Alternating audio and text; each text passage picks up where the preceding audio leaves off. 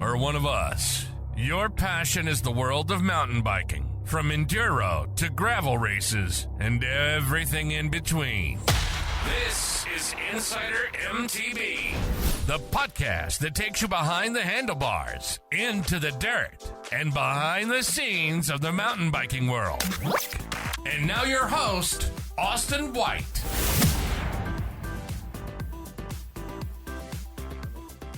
All right, you guys. Welcome to the Insider MTB podcast. I'm joined, Spencer, Jamesy. You guys know everyone. So look, we're kind of going to break into this episode. I would maybe call this episode 3. We're going to break down some stuff. I really like to talk about the UCI Snow Bike World Championships. We're going to get into some Red Bull Hardline, since they're finally expanding that. And then we're going to add Bella. She's got a new team this year. And then a little bit of info from Jakob Snow. So we got a lot to kind of digest, dig into. And Jamesy is at his new turned location. Spencer seems to be in a different house and recording this one with us. That's right. Yeah. Mobile studio. Yeah, you're just on the run. Talk about it a little bit, Spencer. You're just hitting some new stuff right now. Yeah, we're just rolling, rolling with the wave. Riding the wave, whatever you want to call it. I did a photo shoot. We got a cat joining. What's up, buddy? Man, look at that little kitty cat. That was the best right there. That couldn't have been better timing. Yes. Chasing some tail out here in SoCal. Literally. We did a photo shoot with 100% on Monday. Then rolled up to the mountains up in Arrowhead. Kind of near Big Bear here in Southern California. Did a photo shoot for this cold plunge stuff that a company that supports me named Everyman Jack. They make soaps and stuff. They did a shoot with them the last 2 days, and then returning to San Diego to shoot some more with 100% tomorrow. Staying at a friend's house and was on my way. Podcast calls, and we got to find a spot to set up the studio. So we're just cruising. Here's Johnny. Hi, Johnny. Your hair looks great. She's this is the most real enough. Podcast ever. That's right. We keep it real. I love it. So yeah, that's where I am. We're just hanging. I'm doing great, man. I'm having fun. I've had a good week. I hope you guys have too. But yeah, James, you rotated the old desk or something. You got studio. Yeah. Are you showing some clients' products in the background or something, or what are you working on? I got this idea. I've just been working on it for a while, and then this is normally the way I'm kind of set up, and I have my desk normally raised and whatnot, so I can tie into anything that's going on back there, and I can just walk back and forth on the whatever. And yeah, I was working on it, and I was throwing shit against the wall because I hate everything. And I was like, oh, podcast calls, I better sit down and make it happen. So, and then it's kind of just trying to be braggadocious. Let's be honest. I'm just trying to show off. That's all. I'm a fan, dude. It looks sick. I think it looks great. And I would like you for the next episode maybe to throw in some like unreleased product in the background just on oh set. Yeah, no, absolutely. Teaser. We'd be like, yo, what's James I'm already shooting? on this borderline about doing this podcast and how loose I get to lose clients, but that'll be definitely a number one way to lose clients. Like, all those NDAs. I threw it on this podcast. You're probably going to make more clients after this one, right? Oh, yeah, hopefully. So I have lights clients and I have a backdrop. So if you need anything shot under lights and a backdrop, I'm here for it, for sure. Yeah. What about you, Austin? Talk to us, man. What's going on? Flew out to Tennessee, check out Gwen's new place, Winrock. Yeah. Pretty badass, but all I got to look at it was basically from the window of the car because it poured rain the whole time. Oh, yeah. Then grabbed another plane over to Salt Lake and got to check out TRP. And see their building and do some work there. We're all BME stuff. Getting ready for the series. I handle the marketing with them, so get to travel a little bit more on the off season. So that's kind of rad. And just kind of was basically unfolding all these different things that was going on, and I was like, man, we gotta fucking lay down and talk about some of this shit. Like, it's crazy. I want to ask you though, real quick, because I think Bella's going to jump on any minute. But as far as Gwyn, what is he got big plans for big changes? Is he kind of like, I mean, changes in the fact that he moved basically his entire life to the other side of the country, right? And then bought this mountain bike park, and he's changing entire teams, starting basically his own thing there and taking over this mountain bike park that had some already pretty great trails, but Oh yeah. putting Gwyn style to them. I don't even know. He's a goat of mountain bikes, right? And now he's going to have his mountain bike park that you can go ride at. I feel like we should have him on the pod. Yeah, I mean, that's the plan. I think we're a little premature on it. I was like, man, we got to get you on here, but I was like, maybe you should release your team stuff so we have, some way for him to to promote it a little bit more. But yeah, like that's the plan. Plan to have him on the pod and talk about all aspects of it, right? Like let's not just talk about racing. Let's talk about just Tennessee life compared to California life. Like it's crazy. Sick. Yeah, I haven't been. I really want to go. I've heard great things. And I know the BME is stopping there. And then also the Big Mountain Downhill Series is stopping there. So one-stop shop for that series. And it looks like a sick place. And he's obviously investing in it and putting a bunch of money into it. And I mean, man, yeah, he's building a little MTB mountain bike paradise with sick trails and in a pretty cool location, a little unique. It's already on the map, I would say. And I'm sure with a little bit of. I mean, have you done? I mean, I guess the furthest you've gone is probably Arkansas, right? For what? For like just riding mountain bikes. I mean, I've ridden on the East Coast and stuff. Okay, you have in Florida a little bit. Yeah, I haven't ridden. Okay, I haven't ridden in Tennessee, but doesn't it seem weird? Like, I mean, for me, it feels weird a little bit. Like that area, I would not think that there's mountain biking going on. Yeah, right. I know. Right. I mean, but it's rowdy, and I mean, like, there's a reason that there's a lot of tune camps for suspension companies that take place out there, and it's produced some incredible riders as far as the downhill, and there's some really great enduro riders that come out of that area, but especially the downhill.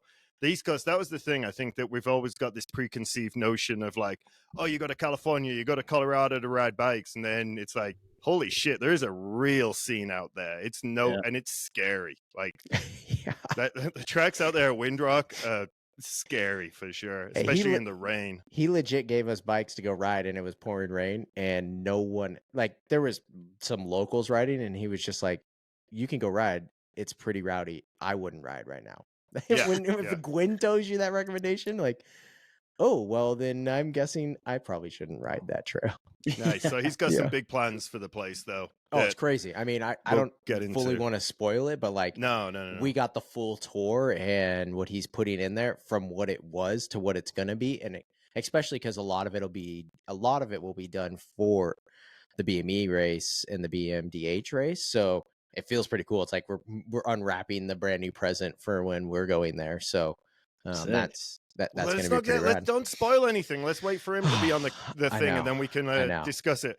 I know, totally. Do we want to get into the new snow aspect of UCI, or where are we at with time? I think we can dig into that a little bit. Like, how many? I don't know. Did you guys even first? UCI is having a snow bike world championship. And is it fair to say snow bike though? It's not like they've got skis on. It's just a mountain bike with studs, it's a mountain bike with studs. Okay, yeah. So we're not talking about like a ski bike like Nikolai has a sponsorship with. It is confusing, right? Like what? Snow bike, right? Yeah, totally. And it's not fat tire. It's not like the 5-inch wide treads. Yeah. No, it's like you just drill some stuff through your tires and then hold on. But well, maybe... here's my take on it was when you sent it to this. So for the viewers or the listeners, we have just the three of us have a little group text message that we're chirp at each other with. And Austin sent it over. And my immediate response was from I think it's 1997 X Games where Missy Jovi was racing in this. So they tried it back in the 90s, for better or worse. And so, I don't know. That's my take on it. I mean, like everything comes around. We're seeing more and more baggy corduroys nowadays with the kids wearing all that shit. So I don't know. I don't know. I love my cords, but we have a guest, so let's invite her in here and let's talk about it with her too. All right. Hi, Bella. How are you today? I'm doing well. How are you guys? We're doing pretty good. I mean, Jamesy's probably doing a lot better than us, but we're all doing great. Always. James is always doing better than all of us. Yeah, Party Time USA. Welcome to the Insider MTB podcast. It's been a while since I've spoken to you, but thanks for joining us.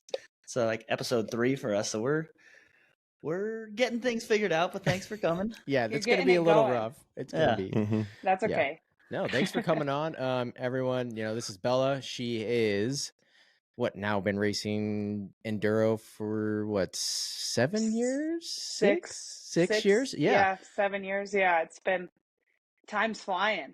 Yeah. New team this year. A lot of new stuff to download on this one. A junior national downhill champion. Great rapport, I guess you could say. And world traveler. Now racing a lot in the US, I'm guessing. And our guest for the podcast. So first, tell us, new team. Can you tell us about do we want to do that, or do you want to just drop her in the deep end and be like, oh, hey, tell us about the UCI snow race that's going on? What's your opinion on that? Yeah, we were just talking about that. Tell us. It looks cool. I'm I'm sure there's controversy, but I grew up ski racing, so I don't know. I think it looks pretty cool. Would you race it? I would race it. It Have looks you hard. Drilled I've never studs ridden. through? I've ridden like an e-bike in the snow up here, but that would be so hard. I'd rather do it on skis, but So you are ready to sign up for next year? Yeah, I'm all in. Nice, dude. I'm pretty down too. I to be totally honest, I don't understand why you wouldn't be down at least to give it a shot. But it's crazy that UCI just invented it basically and said, hey, we're going to crown a world champ right away, year one. Yeah, got rid of Enduro racing and let's just add this in now. Yeah. I'm a little bit confused. But besides that, I saw some comments about it like being an Olympic sport, and we're adding it so we can have mountain biking in the Olympics. And it's like, well, how about we get downhill in the Olympics? Yeah, I think we have some other things to do first before that. But but otherwise, it looks fun. Yeah. Well, let's talk about you and the new team. First off, being in Flagstaff, you're pretty used to the snow right now, and it looks like you did your photo shoot in Sedona, though. So how does that riding dynamic work out? Yeah, we actually just got dumped on last week. We got a ton of snow. But yeah, I did my video in Sedona. It's like 45 minutes from Flagstaff, so it's a great place to train in the wintertime when it's snowy here. What do you do for this off-season training then? I ride the trainer. I get to sit inside on a trainer a lot, and it sucks. But and I'm in the gym a lot in the off season. But yeah, I spend pretty much all my weekends either in Sedona or Phoenix. Phoenix is 2 hours away, so I have a lot of options. That's what I think makes Flagstaff pretty cool. Really? Okay. I could ski in the morning and then go ride in Sedona 45 minutes down the road and do both in one day. I don't know. I think that's pretty cool. But I mean, for sure. And there's sorry, I'm talking over you, Austin. I know that we're not supposed to do that, but there's a big, not a huge, but a big elevation change between Flagstaff and Sedona, right? Yeah. I sleep at 7,000 feet in Flagstaff, and then Sedona, I don't know the exact elevation of it, but you do drop down quite a bit, which is actually, I don't know. They say that's good.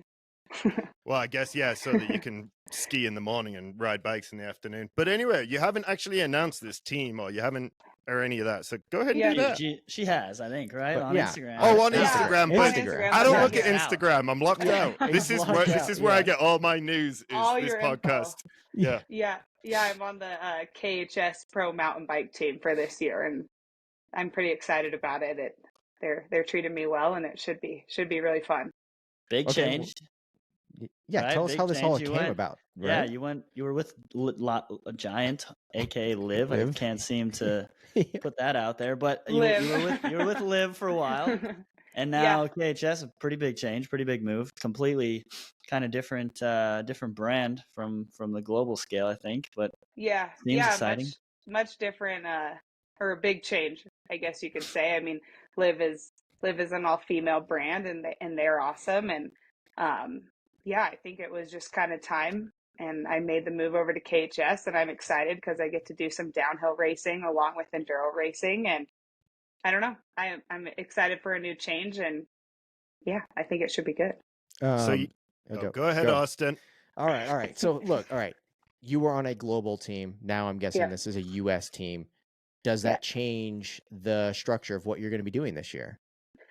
Yeah, so I mean, my main focus is going to be the Big Mountain Enduro Series, and then there's the new U.S.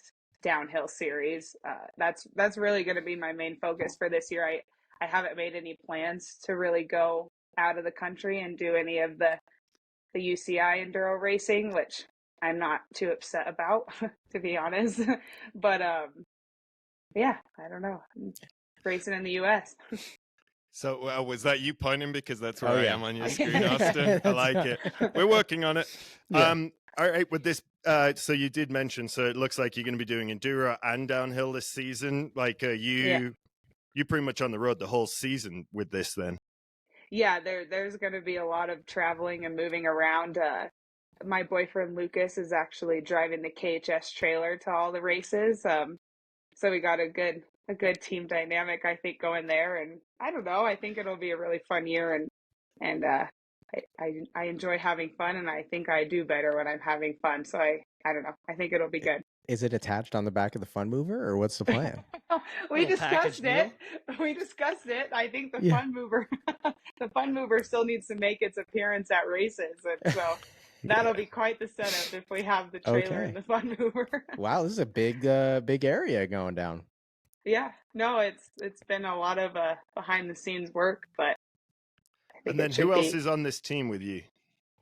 We have Shane Leslie. Nice. He was on last and- year as well, right? Yeah, he was on last year, and Stephen Walton is also Stevie. on it. Yeah. Mm-hmm. So, and then I know there's some development riders on the team as well, but that's the factory team. So Okay, nice. Yeah. That's exciting. Are we going to see it any other races, like maybe Sea Otter or like TDS or something fun? Yeah, I'll be at Sea Otter for sure, and then the North American Enduro Cup, Okay, sick. and I don't know. I've never been to TDS. I think TDS would be fun to go to, but Lucas that has been. invite. I'm pretty yeah, sure Lucas has been. been. Yeah, I think we could pull some strings. We could Yeah, get we you in need there. to call some people on this. Yeah. Seriously. Okay, well, yeah, call some people for me. 'Cause It's sick. I love it. That's No, an event near and dear to my heart. And Yeah, no, it looks like almost the event of the year yeah, for most that's- people. it's mine. So- that's for sure. Yeah, It's the event I do. 2018, I looked up this stat, but 2018 you were junior national downhill champ. I'm guessing you're getting back to your roots would be a safer say with some downhill racing for you. Yeah, well, it's funny because I kind of just I hated mountain biking. I really was not. I grew up around mountain biking and I hated it. I did not want to pedal a bike uphill, which I think is why the downhill was interesting. But I went to a few enduro races prior to 2018, and then I had hip surgery. And then I had hip surgery beginning of 2018. Had Why? never ridden. I don't. Hold on. So it was the hip thing, did you do this on Yeah, a yeah. bike? Or Yeah, I what? need to Yeah, know- hold I need on, to just know- brush that over really easily. I don't know how I did it. I was ski racing and playing volleyball, and my hips started hurting, and nobody believed me that it was hurting. And I was racing the NICA series in 2018 on a bike. So I was doing all of those, and it would just get stuck, like sitting in class. I would go up and my What? hip would get stuck, and I'm like, something's wrong.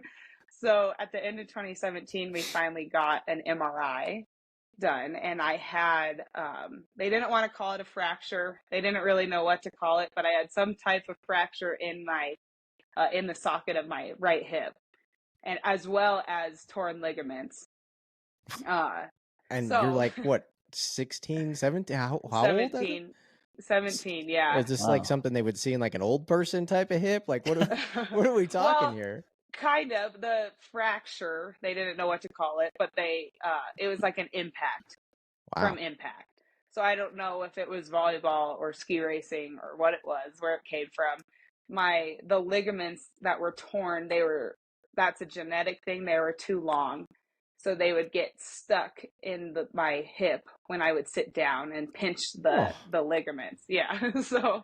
So it wasn't very fun. I love sitting down. This is horrible news. I know. And getting up and trying to walk and it being stuck was terrible. Wow. Okay. So you were racing still though with this issue and with the long ligaments. Yes, the long ligaments and the fracture or whatever you call it. But yes, I was racing with that. It didn't hurt when I was riding or doing anything. It would just be afterwards, it would get kind of sore. My results started going backwards in the NICA. And so it was obviously affecting something. I just didn't feel it when I was riding. So it was like, whatever. And anyways, I got it fixed in February of 2018. Okay. Got it fixed and then wrapped up a national championship. Yeah, hold on, what? And I feel like a hip surgery is a big deal. Like, how do you just walked out of there? What I mean, kind of. I walked out of the surgery on crutches. I was on crutches for a few weeks. They instantly in physical therapy put me on the trainer or on a spin bike, and they did a bunch of physical therapy after. It was supposed to be like an 8-9 month to a year recovery. Yeah. And I got an MRI a month before national champs, and they're like, honestly, it's picture perfect to what we'd want it to look like after surgery. So you can go race your bike. I'm like, cool. Wow. So, moral of the story is we shorten some ligaments and we win championships. Goddamn. I'm going to take a couple inches out of my hip ligaments. I'm not a doctor, but holy extra snap in there. Sounds like a rough process to repeat to win a championship, but like, wow. I was with Pivot at the time, and they built me a downhill bike and said, "Here you go." And I went and raced. I had never raced a downhill race, or I think I had raced a downhill race kind of, but like not. I've never ridden a downhill bike at that time before. So. Wow, like 2018 is a crazy year. Yeah, that was wild. I don't know. It was fun. And then you were like, I'm done with downhill. I'm going to do enduro. I'm a little bit confused. Go out on top, little mic drop. Yeah. Did you do downhill after that? Because I feel like looking at your record, you didn't. I didn't. And it was kind of a bummer. I mean, I was told by organizations that if I won national champs, I'd get to go to world champs. And there was actually the problem, Samantha Soriano. I don't know if I would imagine you know her name, but she was racing pro, and she should have raced. She could have been in the junior class, but she raced pro, and she had a faster time than me in the pro class. So they took her to national champs, which makes sense. Or not national champs, world champs. World, yeah. Wow. So that was a bummer. I wish I could have raced downhill at world champs at that time, but and then lived second race worlds. Yeah, that would have been insane. Could you imagine? I mean, that would have been pretty cool. Why not? Look at how insane this has been now. I know, but wow, that's okay. And then I signed with Liv and just continued racing enduro. Liv didn't make a downhill bike, and enduro was good. So wow. Okay, so maybe we're gonna see some pretty awesome shit from you this year at some downhill races. Is what I'm hearing. I like going downhill. So I could see that. Wow. Okay. Are you changing your training? Anything that you've done years previous as being concentrating on enduro? Are you changing anything up for this year for downhill? No, I wouldn't say in regards to downhill. I have trained, my coach and I have changed my training program a little bit. I wouldn't say it's to focus on downhill, though. I think one of my main focuses is still going to be enduro and the Big Mountain Enduro Series. So if we're a percentage pie, you're more for enduro than downhill. Yeah, and that's I think what's kind of expected of me as well. But yeah, just tiptoeing in the downhill scene and seeing how it'll go. Nice. So, I don't know. There's no pressure, no anything to. So. Well, we were talking with Rob the other day. Oh, go ahead. Sorry, Bella. you're good. You're good. I was just gonna say we were talking. God, I'm so bad at this. But we were talking with Rob the other day on another podcast, and on this podcast, another episode, and so he was saying that there are teams that are like kind of stoked on now they can bring just one rig. They don't have to worry about like, okay, we're gonna try and send the downhill kids over to Europe to go race or something. Now we can just have everybody in the US. So I guess that's a huge advantage for KHS and giving you that opportunity, right? Yeah, and I was really excited to see that BME was going to have some downhill races. I don't know what that looks like yet, but I think it sounds like it's going to be really cool. Yeah, we're Austin? gonna find out. Same Hey, weekend. we're gonna find out as well, right? Wait, is our information not public? Some of our well, no, the downhill races are, but there is some. I mean, we could tell Bella now. The episode's going to come out before hers, but look, there is going to be. So you pretty much won the series last year, but because you could drop a race, you didn't. We could talk about that. That's more for next year. Yes. Yeah.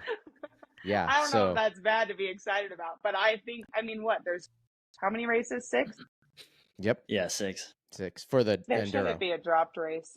No, totally. It's not. I kind of chirped that last year. Like, I think that you guys are the elitist Enduro riders. Why should you be able to drop a race like that? Like, there's no other elite level playing sport that you're just, oh, hey, look, I had a bad weekend. We're just going to drop this in the series. Yeah. You know, right? if you don't see it in Supercross, then it shouldn't be a thing. Yeah, I don't know where that came from. Even just it's just the previous points, and then another thing, the points are going to be completely different because, like, remember last year it was like a 50-point or 100-point gap. Yeah, it's going to be just like Supercross points where it's only like 5 or 3. So That's if you cool. do get like a 5th, you're still in it. That's cool. Yeah, We'll have a battle. You're still, it'll look closer on paper, but still, if you get like a first and then a 5th or something, you still are going to have to make up some points. No, you're still going to make points up for sure. But I mean, if there's 5, 6, 7 people who can win, kind of like Supercross. Yeah, it makes it a little more exciting. You can have like 2 5th place. Maybe that'd be better to say it than actually. Yeah. If you did 2, if you were off that box last year, you were out. There was like no way coming back. Yeah. I mean, I was off it in Arkansas, but I could drop it. Can we talk about that a little bit? Like, you started the season really fucking rough, and then really you just rough. came out of nowhere. What did you take a gummy bar between? Like, what were you doing? Like, it was a different Bella from Arkansas for the rest of the races. To Sunrise, it was, and people made comments about it. I know, like, I did. You're letting someone who got 7th in Arkansas beat you? Yeah, like stuff. Well, my comments were the other way. Like, what happened? Well, Damn, Austin. I didn't make that comment. My comment was like, what happened to you at Arkansas? What is going on? So I was injured twice in 2022. I had a wrist injury at the first BME. Didn't go to any of the EWSs that I was supposed to the first half of the season. Went to a BME in Durango, then went to nationals and broke my ankle. So I think I was Did we get a hip surgery or something? No, not She did. She got hip surgery between round 1 to round 2, and it clicked. Yeah. So I think the first race I didn't do any racing. I did like a California Enduro race in between July and the next year in May in Arkansas. And I think, I don't know. I mean, I wouldn't say Arkansas is my favorite place to race a bicycle. Yeah. Maybe it'll be more fun next year. They are doing a bunch of new stuff, so I will say that. Okay. I saw that they're matching the purse, so I need to go faster. Yeah, I mean, if the one that you're not going to do bad at, that would probably be the one, right? Yeah, that's the goal. Yeah. So, no, I think the plan is to be more ready for the first race this year, and it seems to be going a lot better than last year. So yeah, I'm excited. It should be good. Maybe it won't rain as well. It was a little slippery. Well, yeah. That was saw my crazy highlight video. You made the video with the good crash. So you helped me out in the editing, but yeah, totally. Well, with all that being said, which location are you most excited about going to, whether or not it's a BME this season? Yeah. Well, Sunrise is probably my favorite, just because it's a few hours from here. Mm-hmm. But No, I'm excited to go to Tamarack, just it being like a new venue and all that. You and me Right? both. I love that place right That's now. okay. I was like, Oh, you yeah. guys looked weird. I thought I wasn't saying it No, right. I No. knew there was one that changed, but I just couldn't remember which one it was, and that's why I thought Yeah. it was that one. Oh, But never dude, mind. Tamarack. I'm so ready for it. Yeah. So, yeah. Yeah, I'm excited about that one. And then I haven't done the NAEC race, so Okay. Oh, have you not? I haven't No. either, but I heard it's incredible. yeah. That's so, Kellogg, right? Yeah, Mhm. I think so. Oh, phenomenal. Really? Just Yeah. everything about that whole race is phenomenal. The way it's put on, the tracks, everything. The Yeah, I've vibe heard down lots in of the good town. things. Yeah, Nice. it's a really rad race for sure. Yeah. And just the not so much of being able to show up to places like that place early. I mean, you really can't practice until Friday. Yeah, or let's talk whatever about it that. is. Yeah. So that I'm not innocent, so Someone will be there. Someone Yeah. will be there. Don't you worry. well, and the thing about the rules, and has the new rules come out yet, Austin? Tomorrow. The new rule book Well, tomorrow. Okay, but when this comes out, it's February- not. It's February Yeah. 15th. so we're I on still Yeah. don't Wednesday, think February it's that 14th. bloody clear on the rules about showing up a week early. Like I remember we had a meeting at the it's BME. tough. Yeah, we're basically and- yeah. Yeah. Yeah. And it was Go, like, keep look, going. if you show up at the resort and you're out riding, they even made it. But this is okay. So this is after a riders meeting. I think it was Bella. You'll have to remind me. It was either Big Sky or Brian Head, one of those two. Brian Head. Yeah, Brian and we Head. all everybody was there, and they were like, all right, for future races, even if you were at the resort, you cannot ride the resort at all. Like the Mhm. week before, I think they said.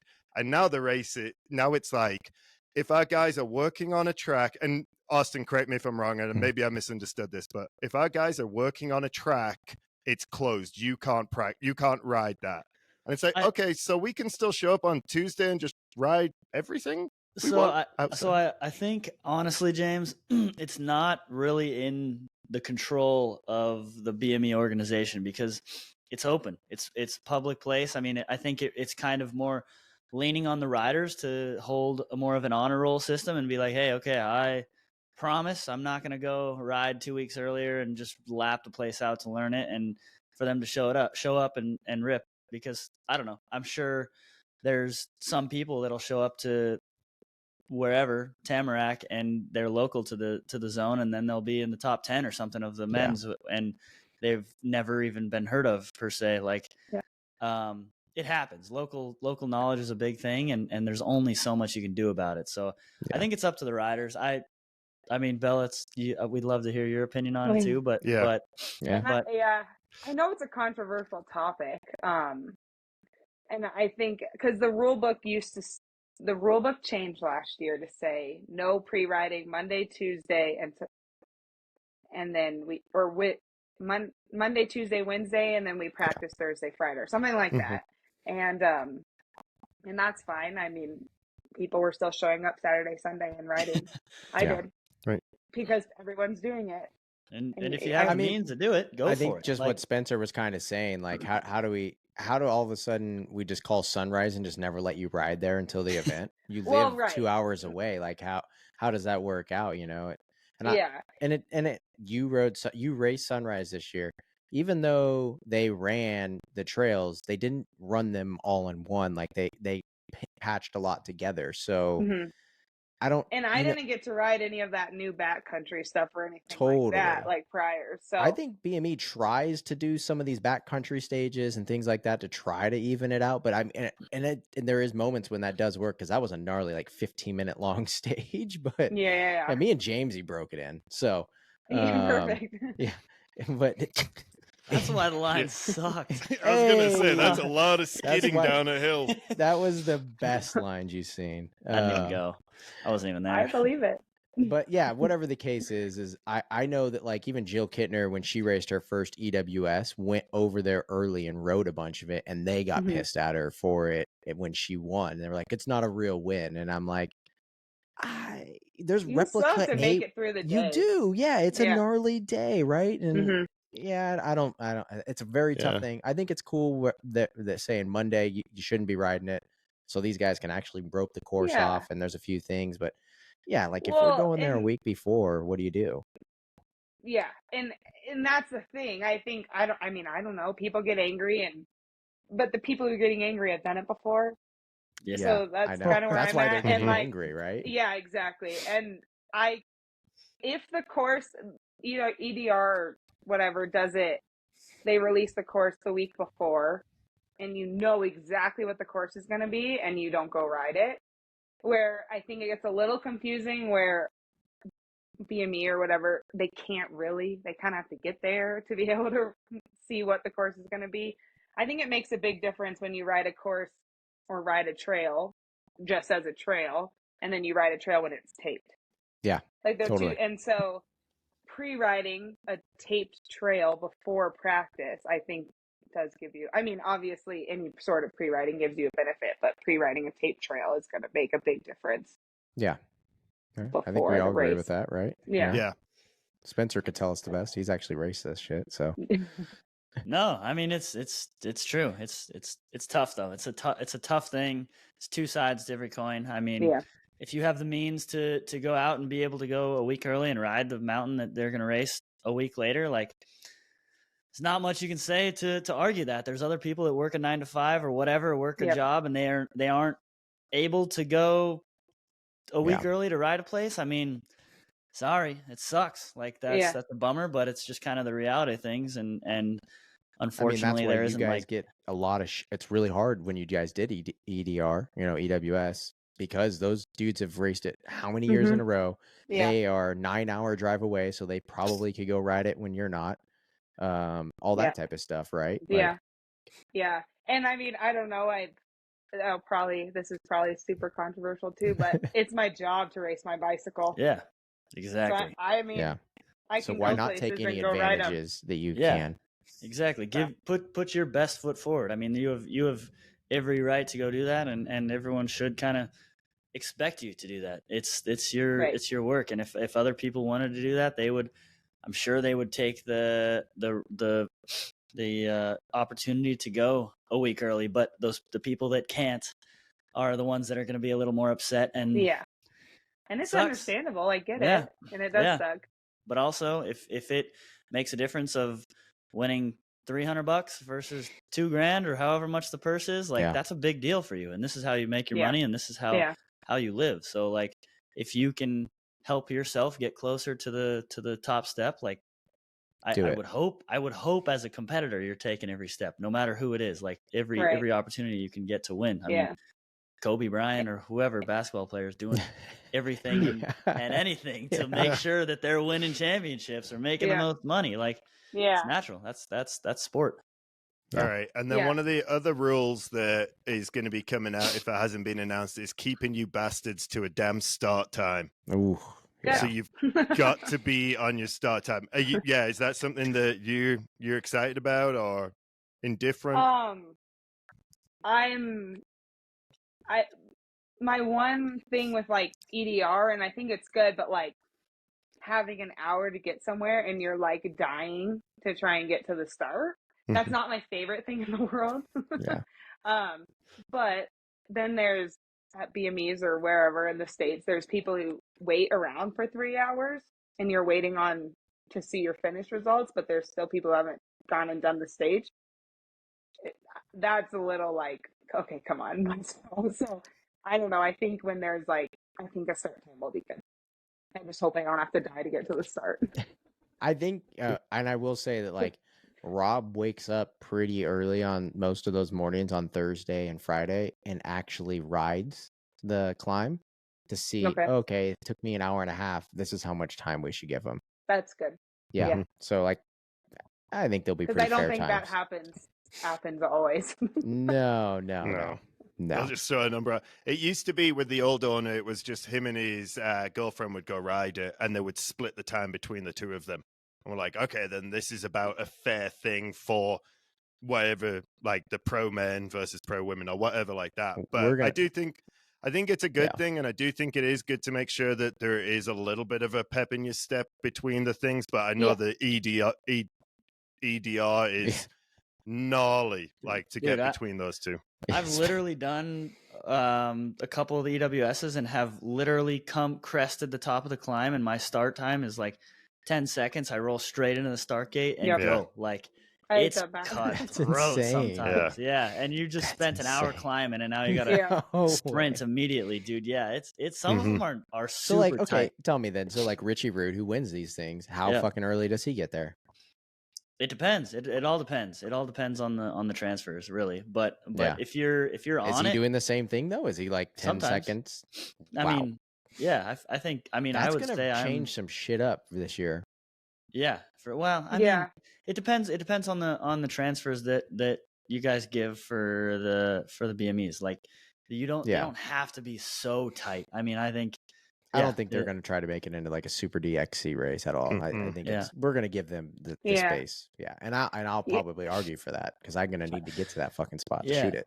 I think the organization, of just having a set start time will help no matter what the transfer is. It doesn't have to be a super gnarly transfer, but knowing that, hey, I'm starting behind Joe and in front of Roger, whatever, like the whole day, and we're riding together and that's it, and not like being like, oh shoot, Johnny here's like, he might not be the fastest on this trail, so I'm gonna let him go in front of me, and then I'm gonna wait for 2 more people to go before I hop in line. Like, there's none of that BS, you know. And I think that'll be a good thing. Well, and not waiting at the start for an hour or whatever. Exactly, to chip in or whatever. To go, well, so. And then, now they're going to do it where you have permanent numbers and it kind of stays, that's your drop. So you'll be number 2 for the whole year, Bella. And so basically second to last girl. Yep, second to last girl taken off. Okay. That'll be good. I like that. Yeah. So speaking of second to last girl, or whatever, I would like to give you the opportunity to speak to, use this as a platform that it is, even though we are new and we only got a couple hundred viewers or whatever so far. I hope that this grows, and I hope that the early episodes stand the test of time a little bit. But women's cycling as a whole, what is your opinion on the current state of that? What can the whole industry, what can the industry do better? And what is it like already kind of doing okay? I think that there is a pretty big ball that is rolling in a momentous way in terms of women in cycling. And I think that there are a lot of chicks that are absolutely shredding and being brought into light in a better way. Yeah. There's a lot of races that pay both men and women the same. I think that there's a lot of good going, but I'm obviously not a chick, and neither are the other 2 guys on here. And you're our second guest ever, but our first female guest. So I don't know. I want to hear what you have to say. Yeah, I mean, I do think there are a lot of great things happening.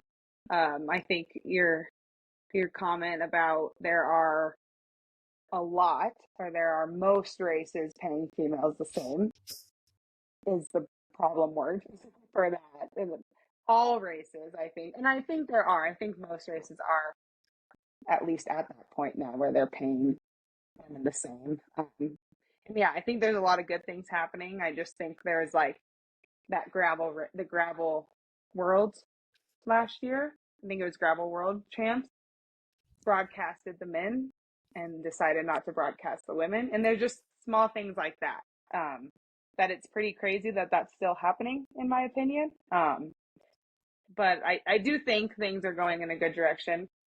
We could obviously go down a rabbit hole with all sorts of different things, but I do think things are getting better. And then we go 2 steps forward almost, and then maybe like 3 steps back. But I mean, I think it's moving in the right direction, and it'll get there eventually. Well, 2 steps forward and 3 steps back equates to negative good. 1. That's a negative 1. Yeah. How can we make it 2 steps forward and start steps back? Yeah, exactly. Get to a point where we're just moving forward. What changes need to be made, or what do you suggest? Yeah, good question. And yeah, that's a good question. Answer it. I mean, you don't obviously answer it to however you want, but I mean, I feel like we need to be talking about this, and we need to address things. And don't worry, we only have 100 viewers right now. Yeah, so if you say something wrong, no one's gonna come killing you afterwards. Yeah, you're good. Yeah. No, I mean, I just really think, I guess my main the main thing in my head is that I think it was the most recent thing that happened was that gravel race. Yeah.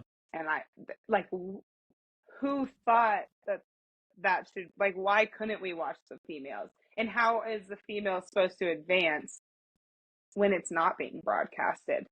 I guess people will come up with the argument that more people want to watch the men or whatever. But how is anybody supposed to learn about the females if we're not broadcasting it or sharing about it or whatever? So just the fact that you could only watch the men race gravel world champs, and all these women work just as hard as they did to get to the same exact place, same course, all that stuff, and they're just put on the back burner. Like, so I think, I don't know, that's just frustrating to me, because it's like, that's where, I think like we were doing good and then that happened and it's like, well, what the heck? So I don't know if that makes any sense. No, it totally does. Yeah, and I think something with it as well is like not broadcasting and stuff, and it's the cliche story, but it's when the younger generation do get to see these people on TV, and then that's how they learn about their new future pinup person that they've got on their wall, and they're like, I want to be just like that person when I grow up, so if we're not affording that opportunity to be able to like open people's eyes that there are some incredible female athletes out there, that there's a lot of people that can strive to be like, then what are we doing? Right. And how do we get more younger absolutely. females in the sport if we're not encouraging it or sharing it? And there is a lot of sharing. It could be better. Yeah. Okay, so from when you started to now, do you think it's grown? Yes. Women in cycling? I feel like women in cycling, right? I mean, Yeah. you actually see a difference though, like, because you went race NICA, and then you still go to some NICA stuff now, right? Or some of that. Yeah. So Yeah, and I mean, do you see more? Do you than when you raced? Yeah, and it's growing for sure, but you see way more boys in the NICA categories still with the girls. But when I started, I think the varsity girls had like 2 varsity racers, and then by the time my senior year when I was in varsity, I think I was racing 7, 8 girls. Oh, wow. So that's growth, and that's in 3-4 years. So that's really good.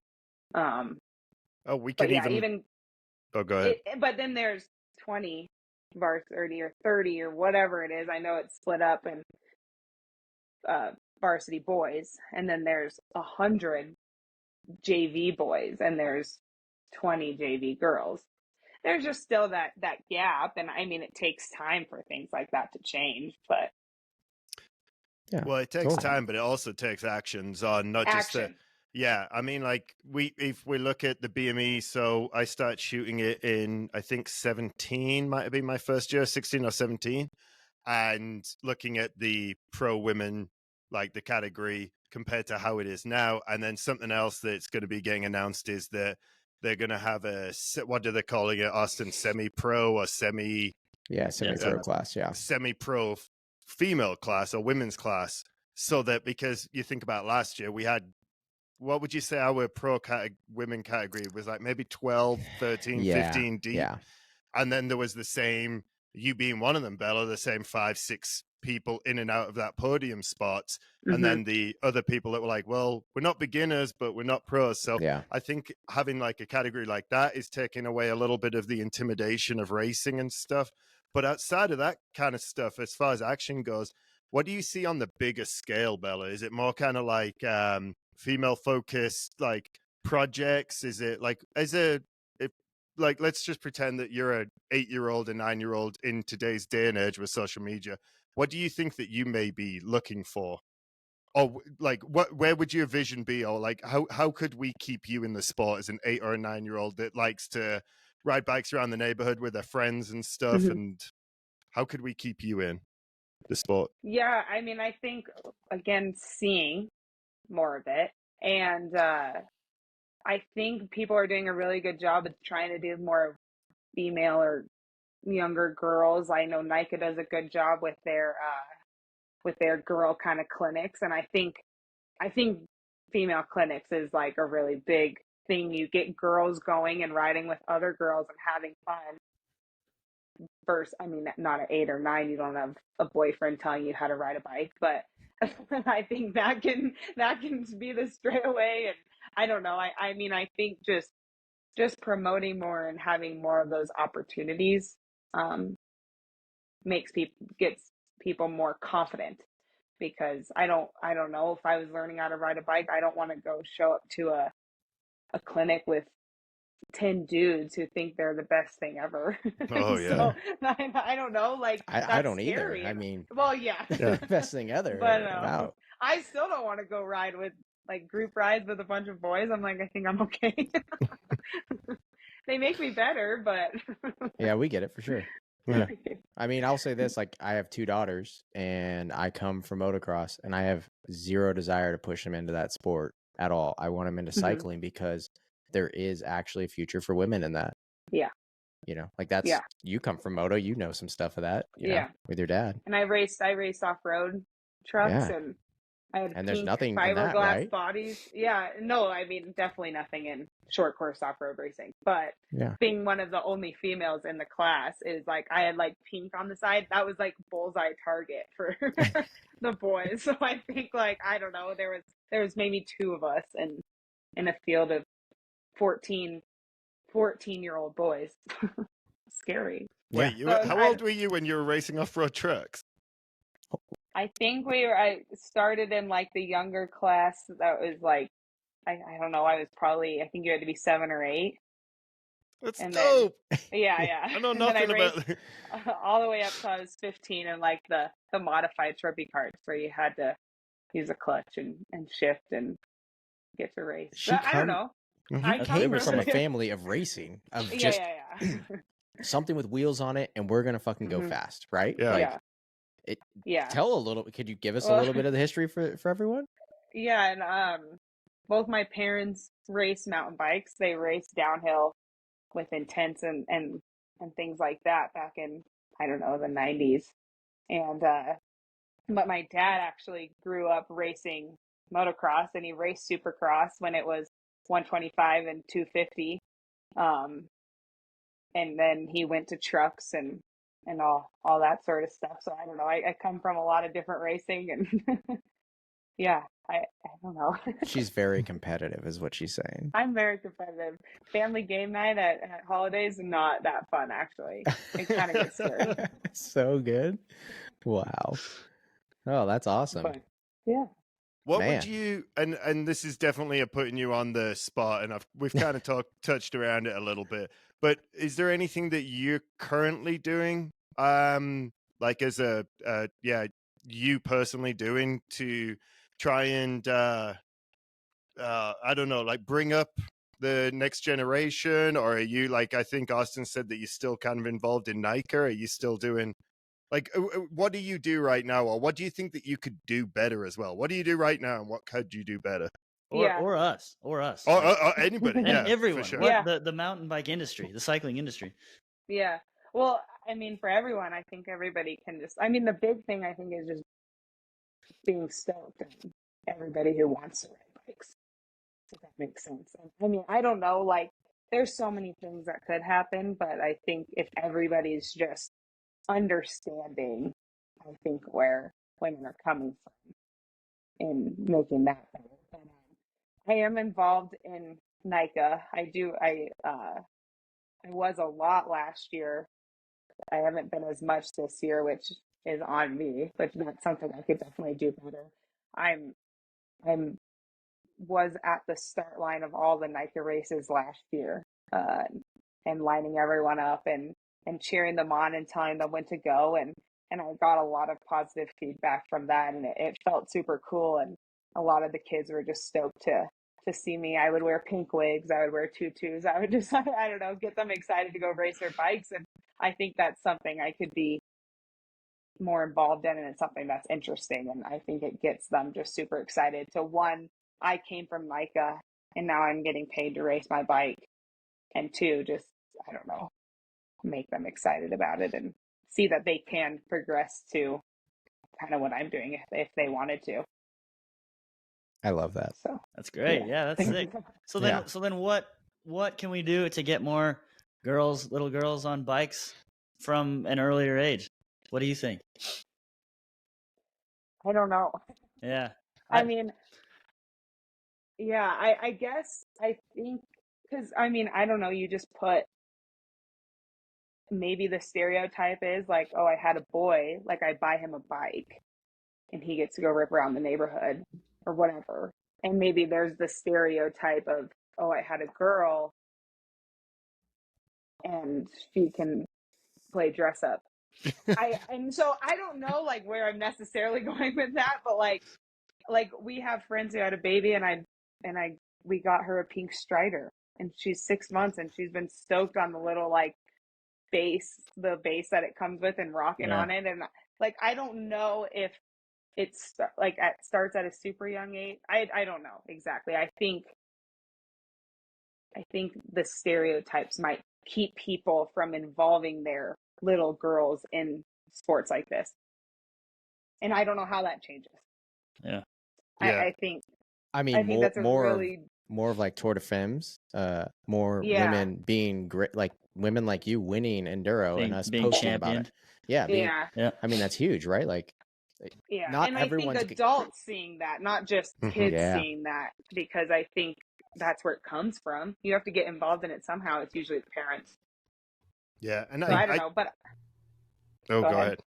No, I don't know. I was just saying, I think that it's it's just, it starts somewhere and it has to work its way down, and just being able to see more of it out there is, I think, the way it works its way down. I think also just as an industry and stuff is having more like with regards to like when we're doing video projects, when we're doing articles, when we're doing stuff, you know, like making sure there is a suitable platform for female riders. I know Chelsea does an incredible job with pulling people together. I've seen her. So she does an incredible job as far as media goes, but when she's actually on site, she does 10 times more than anybody has ever given her credit for. She's the one out there. I saw her at Proving Grounds a couple of years ago. This is now. She was injured, so she couldn't ride. And some of the other ladies were just like, well, we're not sure about this. She's out there with a shovel. She's like, what can I do to this course? Because it's a free ride course. You can like tweak it and stuff like that, as long as you're not blowing up a berm or whatever. But what can we do to make sure that you drop in? Because the truth is that so Chelsea does an incredible job on so many different levels, but I think having the platform to show how many incredible female athletes there are out there, which there have been since, like, my go-to is always Missy Jovi back in the 90s, because, well, I'll be honest, I fell in love with her. And that was the first time I saw her on ESPN2. I was in, well, it doesn't matter. But anyway, going back to this ice racing thing, she was racing that in the X Games, and they used to have downhill racing in the X Games as far as on the snow. But since like her character, that kind of thing, it just never seemed like there was that platform, right? And she was one of the rowdy ones. Lee Donovan, like, what a bloody legend, you know? But now I feel like us providing that platform to show how many great things are going on is another cool thing, because then we do. And I feel like people like Austin, like, you've got a couple daughters, you've grown up riding bikes. Like, now it's like, I want my daughter riding bikes. I don't want to ride a moto and stuff like that. It's cool that there's an option. You know, there's an option, yeah. Because when I was growing up, I mean, even women in motocross almost had an option for a little bit. And there's some drama, but yeah, like there was not really options for women in thinking that route of a career path, right? Like, I think that would be the question a parent. I would ask my kid, okay, so you actually see a career path in this, right? And that's probably tough. I'm sure your dad probably seeing the same thing with motocross. Like, there was nothing really. No. Yeah. That's why he put me in a roll cage. Well, I think he got hurt so many times, so he put me in a roll cage. But yeah, no, there isn't. Yeah, your dad has no fear. No. Yeah, your dad's a different breed. He's so much fun to talk to at races. I love it. And every time I have to reintroduce myself, yeah. It's like, oh, I'm Bella's dad. I'm like, dude, this is the 6th race of the season. We've hung out every race. I know. That's what happens when you're super famous and you're just coming down to hang out. He's had a lot of concussions. I was thinking it was the concussions. He's just proud of his little girl. He wants to make sure that everyone knows. He's deep on it. I see him riding to every stage and being in the right spot and cheering on. Like, that's pretty rad. Yeah, no, he's he's awesome. He's really supported me a lot. When I decided to leave college, he was like, okay, well, let's go racing. And yeah, last year I needed kind of more help getting around to the races, and he was at them all, or most of them. So Yeah. it was pretty cool. Was he driving to all those, or what was he doing? Was he flying in at some of them, or what was? He flew to Arkansas. I drove the motorhome to all of them, and then he would come up later. He actually has a real job. So, but yeah, he would be there, I don't know, Thursday night, Friday morning, or whatever, and there the whole weekend, and then back at work on Monday. Nice. So, yeah. Austin, can you throw up a picture of Bella's fun rig in post? Gosh, I don't know if we can find a picture of Fun Mover. Was Oh it my posted God, on the yeah. social? For sure. Oh, on it's the all social? over the place. I've got photos, I'm sure. Is it? That thing's Oh dope. my gosh. Yeah. I don't know what this is. Paint a picture, will you? It's a fun mover. Yeah. You have You know one. And I don't. Yeah, but I understand. But do you? Oh, go for to the me, it's the races? big Yeah. thing on the side. Describe the side of it, if you will, please. Yeah, the side was a picture of me with my bike in cartoon form with my sponsors down No below. way. Yeah, That's that's incredible. how I think that's bike racing. I mean, that's how you show up to motocross Yeah. races with your pit setup and I don't know. That's, I mean, it'd you're be rolling. so cool. It's advertising. Yeah, You're That's rolling sick. big. It's That's like a advertising. huge privateer pit. Yeah. Usually it's like maybe a Sprinter van. Like you're pulling in Yeah. with a pretty big rig. Like it's My sick. mom, yeah. My mom bought that fun mover. Yeah, but sorry, squirrel. But Sprinter vans cost so much money. They That do. fun It is mover was outrageous. Way less than 100% there with you on And I that. have a shower and a toilet. And it came pre-installed. Like you didn't have to do it You don't yourself. have to put it in there, and I don't have Yeah. to shower outside. Yeah, I'm looking for a picture of the fun mover. I cannot find it on your Instagram right now. I'm pretty bummed. I don't. I know. I don't You- think I have a picture. I think you on need to there. get that thing like wrapped. You know, like let's I go know. deep. Well, does somebody want to fund that? I was If gonna you put, say, if yeah. you put more pictures The of it up, under maybe we KHS. could. You know, we're I selling know. it right now to our 103 viewers. You know, Yeah.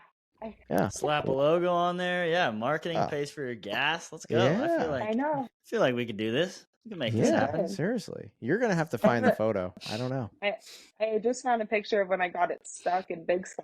Oh man, I remember. There we go. That was awful. Yeah. Not Yeah. that picture. So you guys stayed what? How much? That Here, sounds I'll like a send- perfect one. I know What you was? That's the one. That was Yeah. embarrassing. I mean, At so least I had friends. you guys stayed in that for how long of the summer then? Because were you really going home that much, or were you? What was? How did that work? Yeah, it was a lot of. Because from Arkansas, I went over to North Carolina to ride, and then drove home, and then pretty much was in Sunrise.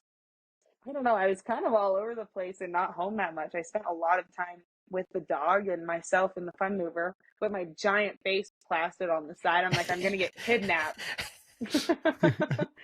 My dad took the motorhome actually for Baja to Mexico, and I was laughing. Did he I was really? like, yeah.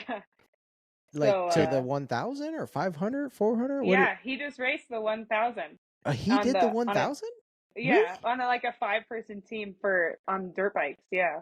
That's Does sick. he ever retire from racing? He was supposed to do it last year with the team. He got hurt, like really hurt. Like it was Oh. pretty bad. But then he was like, I have to do it. He's done it in like class 12 cars or whatever, but he had a team that wanted him to be on it, and they Did he went do it and in did a it, bike and they or in a cage?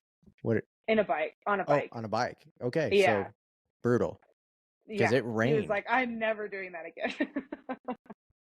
But yeah, I mean, it was on a bike and it sounded awful, but they won their 50 plus class or whatever. So, Wow. yeah, so it was cool.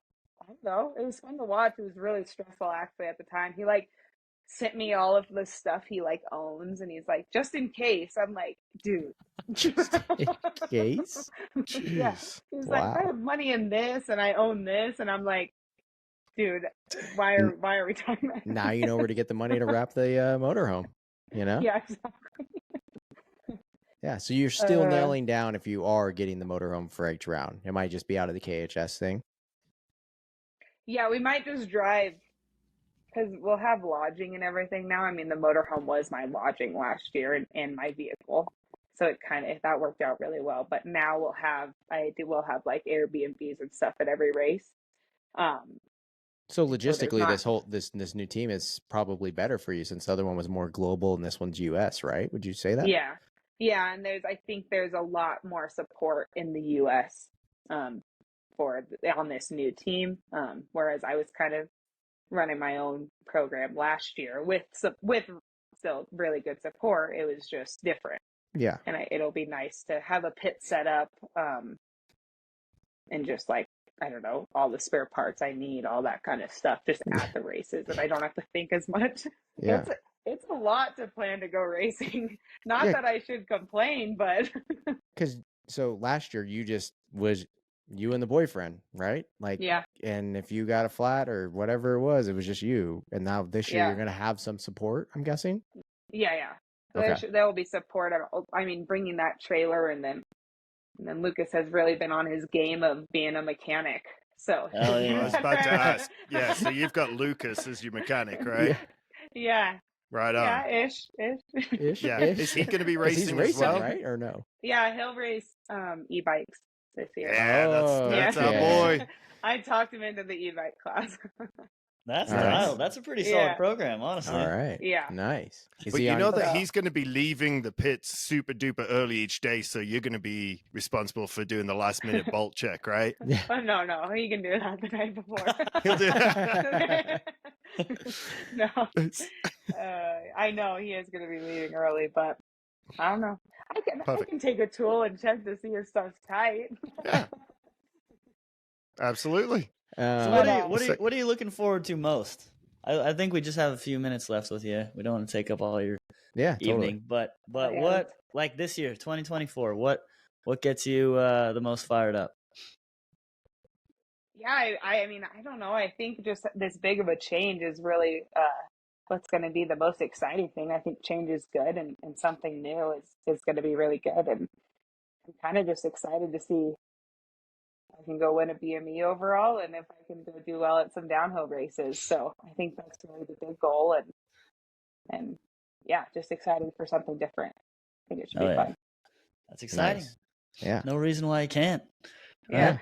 Just got to go out there and do it. And I'm excited to keep getting to race my bike, because there's not very many people there's a lot of people who struggled for finding stuff this year. So I think I feel pretty grateful that I was able to. Yeah, for sure. Nice. Well, Bella, thank you for being on and giving us some time. I think I speak for all of us. Like, it was actually a pretty entertaining conversation about women cycling and all these different things. We thought we were just going to come on and talk about just the new team, right? And I think we deep dived a lot more than we thought. Yeah, more than I thought. Totally. No, but it's good. I'm glad we got to have those types of conversations. So yeah, thank you. Good. Thanks for hopping on. Thanks for being an early guest, and we wish you the best. And I'm sure we'll see you around and see some races, and hopefully we'll see you on the top of the podium this year. Yeah. Well, thank you. Thank you. All right. Cool, Thanks, Bella. Yep. See ya. Ya. Thanks, guys. All right, you guys. Our next guest We did it. Yeah. Oh, wait. Did you tell her that she's got to wait? I think was she constantly uploading as she's going? I didn't see it was. I don't know. We're gonna figure that out here in a minute. Technology. Yeah, I know. I'm gonna maybe have to have her back. All right. Redo. Next up, you guys, we got Jakob Snow. He's in the waiting room. I'm gonna bring him in right now. We got a waiting room. Look at that little man. Jakob. Look at this guy. Oh man. Yeah, what's going on, Jakob? Nothing much. What about you guys? We are currently in a podcast. Not sure if we're doing it right or uploading it right or downloading it right. So, yeah. So Spencer, Jamesy. Good to meet you. Good to meet you, bro. Of course. First time. Yeah. Yeah. Old teammates ish, kind of, on Specialized there. So yeah. Yeah, but I wasn't on the team. I was just kind of there. You were. You're on the team in my heart, Spencer. Okay, I appreciate you, buddy. Nice. Your volume's a little loud there, bud. We turn that sucker down a tad bit. Is that on his end or your end? I think it is on his end. I kind of turned it down a tad bit. I'm just excited. Yeah. I love that.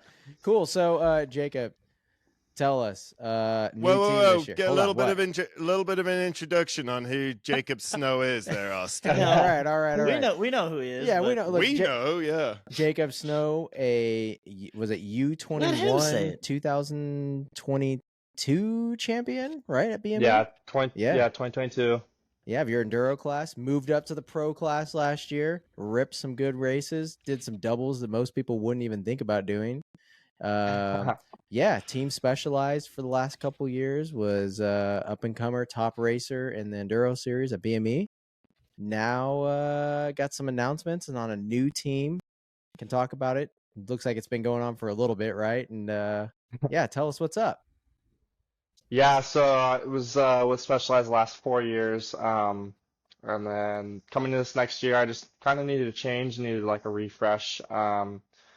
And I saw Nick's success with his program at Fazari, so I started talking to him early in the year, was really interested, rode the bike, absolutely loved it, and now we're signed on for this next year.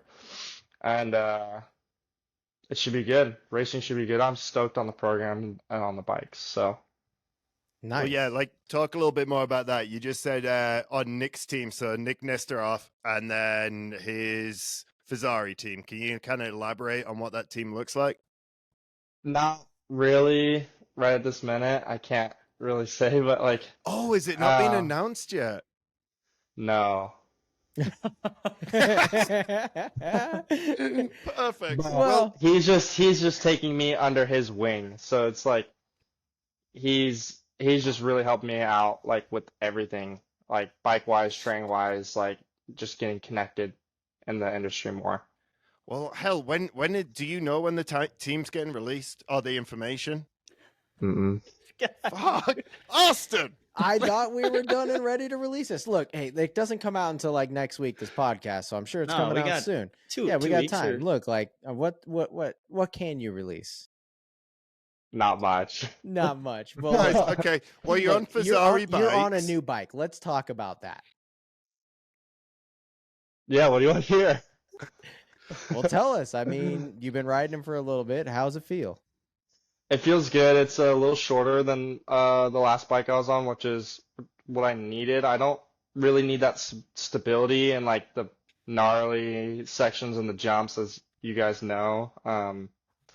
Because what I are you can like kinda 6'5"? I feel like you're pretty tall. like 6'1" on a good day. Okay, Yeah. close enough. Yeah. Yeah. So I can kind of force the bike in a straight line pretty well, but I did need help like in the corners, just like whipping around that extra large it's kind of hard like bringing it around the corners, and the Fazari, like the way it's designed and the geometry of it like helps me a lot more to like set into the corner and like corner properly in the center and like get the traction I need. Allows you to play to your strengths. It sounds like. Yeah. Yeah. Sick. And I see like you guys are becoming roadies now a little bit. Dude, I love the road bike. Oh my god, dude.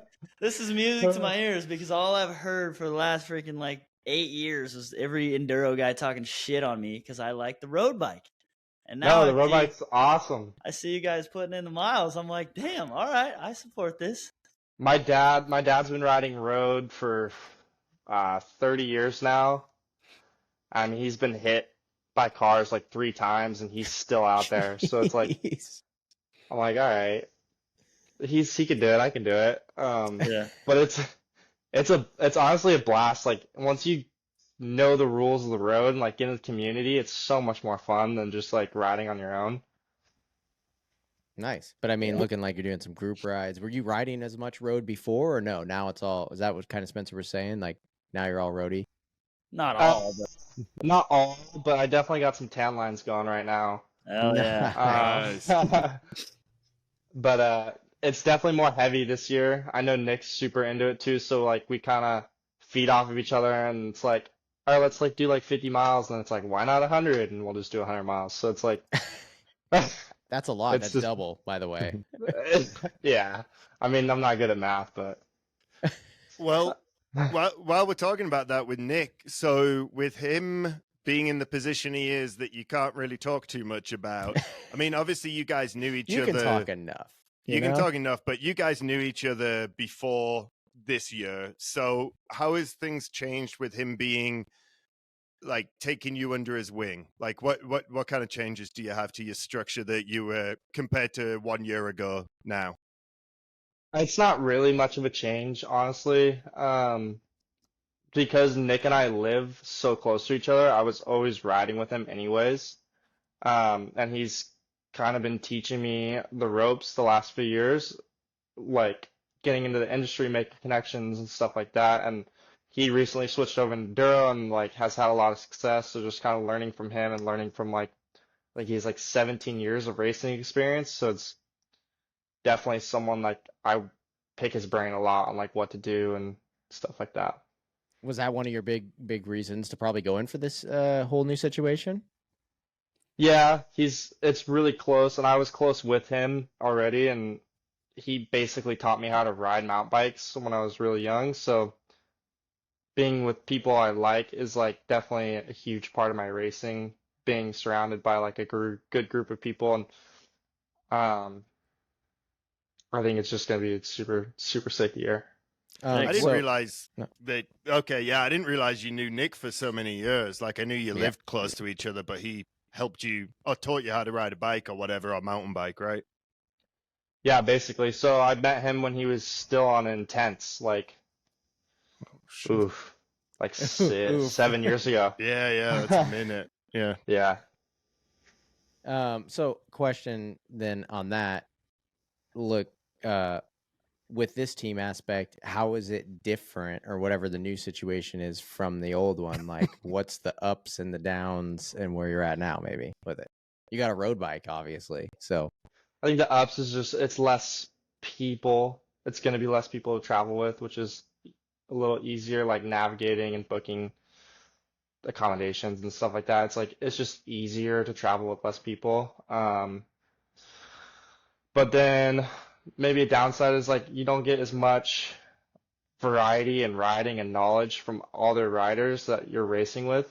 It's just kind of like 1, 2 guys. So instead of like last year, I had Cody, Max, and Jake to like kind of learn from a bit.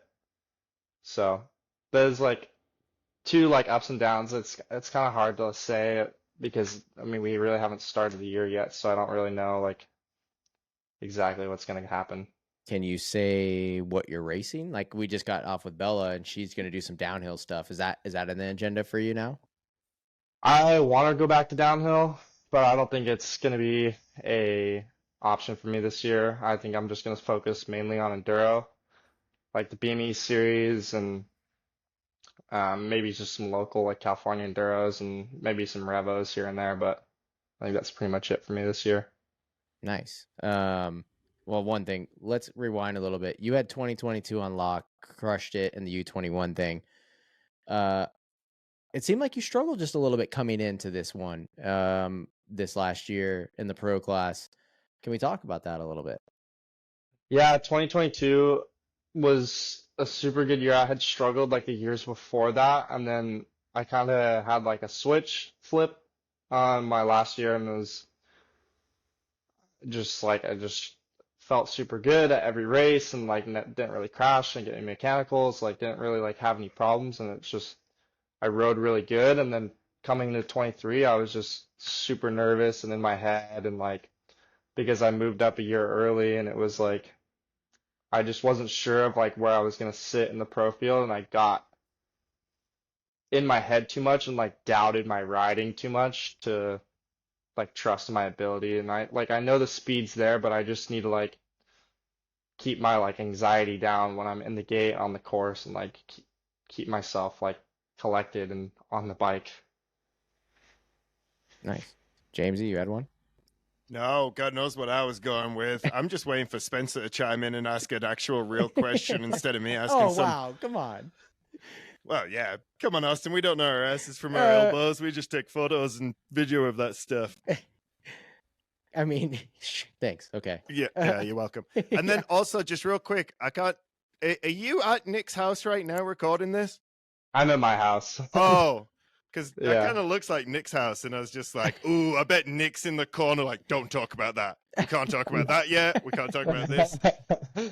No, even if he was here, he can't hear. So. Perfect. So we were talking a little bit. Sorry if anybody else has a question. Definitely tell me to stop. Jamesy. So we were looking at some of the new rules with the BME that haven't been announced. They're going to get announced tomorrow or in the next couple of days. Who knows? But it's going to be, they get announced and then this will come out. So a couple of the ones I wanted to kind of touch base on is, so you guys are going to be starting from okay, so for our listeners, here's the background to why I'm so passionate, I guess, about this issue. So Jake, so you know that they're going to be, just so you know what we're talking about, they're going to be dropping you guys, like, you have to drop when your time is to drop, Start right? times. We'll have start times at BME. Which Yeah, start start times? times. Thank you. Thanks, Spencer. Yeah, And I you're get. gonna have to be in them. If not, you're losing 30 seconds. Penalized. So you look just like every other Barbie Ken doll over in California surfer kid. You're like, cool, don't know. For our listeners that aren't watching the video, yeah, Jake was just staring at me just like, all right, cool. Yeah, what do you think about that? It doesn't make a difference, honestly. For me, like when we do the EWS stuff, like we have super strict start times, and like you always have plenty of time to get there and eat. And like, I mean, if you have mechanical, it makes it pretty tough. And I think there should be a little bit of leniency there. Like if you do have something go seriously wrong or you seriously injure yourself.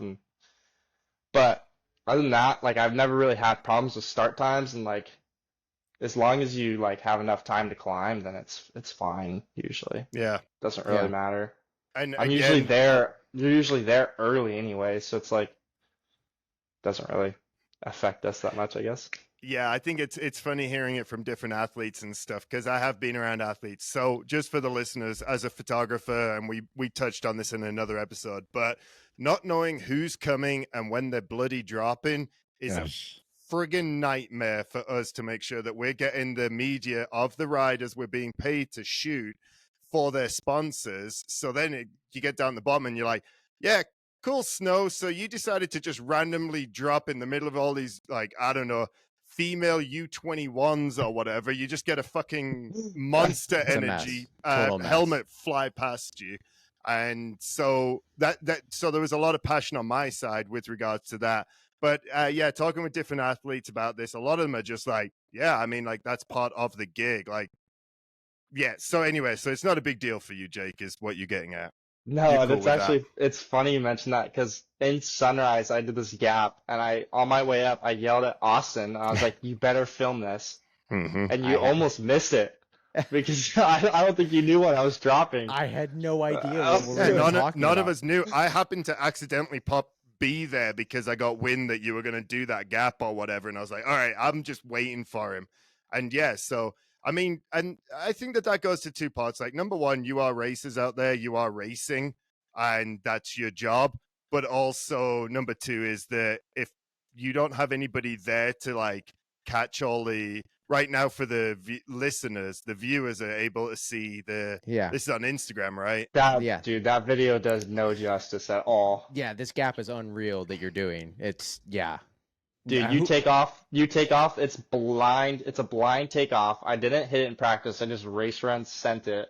You take off that lip and the floor falls like 20 feet out from under you in like a millisecond. And you're looking down like, oh my goodness. It looks so small in that video.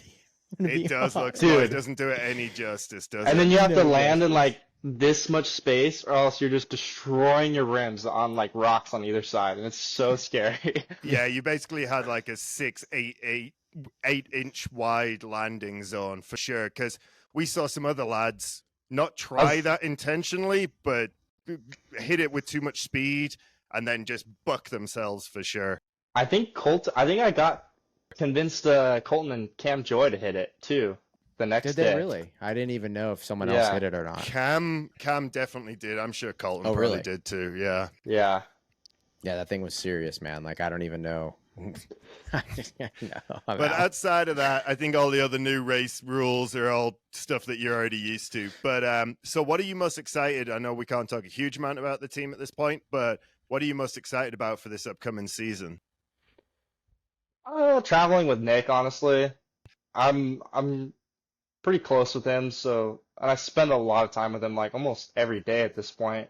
So it's gonna be nice to have someone like I really enjoy hanging out with, like even outside of biking, we hang out a bunch, so it's like having like a good friend like that around is gonna make it a lot easier to like be gone the entire year, entire summer, like and just like be out. It's gonna there's gonna be someone there like with mutual feelings about racing and like driven to be there, I guess. I don't know if that Nice. makes sense, but Mm-hmm. So then Uh, I got something. You were talking. You were saying Nick's been helping you, whatever. You're on Fazari, you're with him. You've got some other sponsors and other things you're wearing and running that aren't necessarily the same as him. Are you working with companies on your own and doing stuff? I think I see you wearing Pearl gear. Or is it kind of to be determined with the team stuff that might pop out? But are you learning and figuring out how to work with people on a different level and stuff? Different brands, that is. everything's gonna be pretty uniform this year. I Okay. think. I just can't really like Gotcha. say anything. Gotcha. Yeah. All right. we get it. Like, you just don't want to talk to us. I Oh, totally shit. get it. No, I want to talk to you guys, but like I can't. Yeah, it's exciting. Yeah. All right, look, we'll just have to have you back on with fixed audio issue and have you spill the beans when it's ready, right? Yeah, am I like screaming at you guys? Yeah, it's a little loud. It's a little loud. The mic, I'm That's not all good. the mic and the headphones are just super sensitive. It sounds like. Yeah, the something's the going ones on we there for have. sure. But all good. But yeah. Cool, man. It's just Sweet. so When will the release be? How about that? He doesn't know. March. March. Oh. Okay. Look out in March. Okay. So then March we'll have you back on. Yeah. Bring it in. Let's go deeper on it, and then we'll really pick your brain. Like, is that suspension better? Yeah. Cool, You're man. you're gonna have to get Nestor Hoff on here too and Yeah, maybe both of see what you he's got. at the same Yeah. time. Yeah. Yeah. Little collab. Cool, man. Well, thank you for giving us about 5-10 minutes with you. 20. We will 20. Yeah. Oh man. Yeah. He's like 18 minutes. perfect. Maybe when you're off or whatever, I might send you a text to keep the uploading because we don't know what we're doing here on uploading stuff. So yeah, man. Thank you for everything. Thanks, guys. I'll see you guys this year. So it'll be Yeah, sick. for sure. Hell yeah. Get some Yeah. rides All right, in. thanks, Hell Jake. yeah. Thank you, buddy. All right. All right. Love you See guys. later. Love you. See ya. Oh no, I'm stuck. Oh no, he's here for. Oh, he's gone. Oh wow. Dude, The yeah. audio was a little rough right there. We're still ironing this shit out. I am sorry good. to the viewers. It's all good. I think it was fine. Just a little raspy Yeah. almost. I mean, hey, look, I apologize. I thought he was posting that he was on the team and he was or whatever it was going on. So I know. I That's know. why I mean, we've he got to be did a careful post because on- we all know way too he much. did a I post know. on the bike and riding it. So I was Yeah. like, you're Yeah. in the gear. You're on. You can see the suspension and you can see him riding So we know on the we bike. know he's on Fazari. Yeah. Yeah, so, and I but seen yeah. the drive all this stuff. So I was like, Not all just right, well, that, we're but out. Yeah, all right, we're a little Spencer bit. like, oh, I see that you're wearing the Pelizumi Yeah. gear. Obviously, monster carryover. Okay, I Yeah, mean, yeah. Dude, it's pretty obvious though. Like it's not in the like, video. Look, do we it's need just- to pull the it's- video right now? It's to just show- not the It's- team announcement isn't legit. Right. But Okay. yeah. you can go if you want to hear, if you want to see what we're asking about, what we're Yeah. curious because we don't know anything Totally. per se. It's on his Instagram, but It's all on his good. Instagram. Yeah. all All good. right. We'll have Well, him back. look, we'll have him back in March. All I right. got Dude. questions. I was Yeah. waiting. I didn't know Mhm. how deep I we were know. going there, but Yeah, we're good. I'm we're with good. you on We're that. good. All right. Yeah. Let's. He's such a good kid, though. He I is. can't Absolutely. wait to He continue ca- to watch his career. He kind of is had a just rough year such a though s- last year, right? He had I a felt rough like year for he sure. was ripping in U21. Mhm. Well, he Had does that class rip. unlocked. He does. Oh, rip. he's Yeah. insane. Yeah. So, I don't And know if just- James, you were where I was. I was kind of scratching my head a few rounds in, like, what's going on here? Is there a Yeah. health thing? Is there something not gelling? This is probably not the best time to say this, but I never actually pay attention to results or anything. I'm always just like, dude, I'm at the races. My friends are Yeah. racing. As long as everybody gets down safe, I'm stoked. And You're then, locked in. That's all good. Totally. yeah, I'm totally locked into it. But just I spent a lot of time, a fair amount of time with Jake, and then also his parents as well. And so just talking with them and everything. But yeah, I think that, like he said, just with where his head was at, Yeah. he was moving himself up.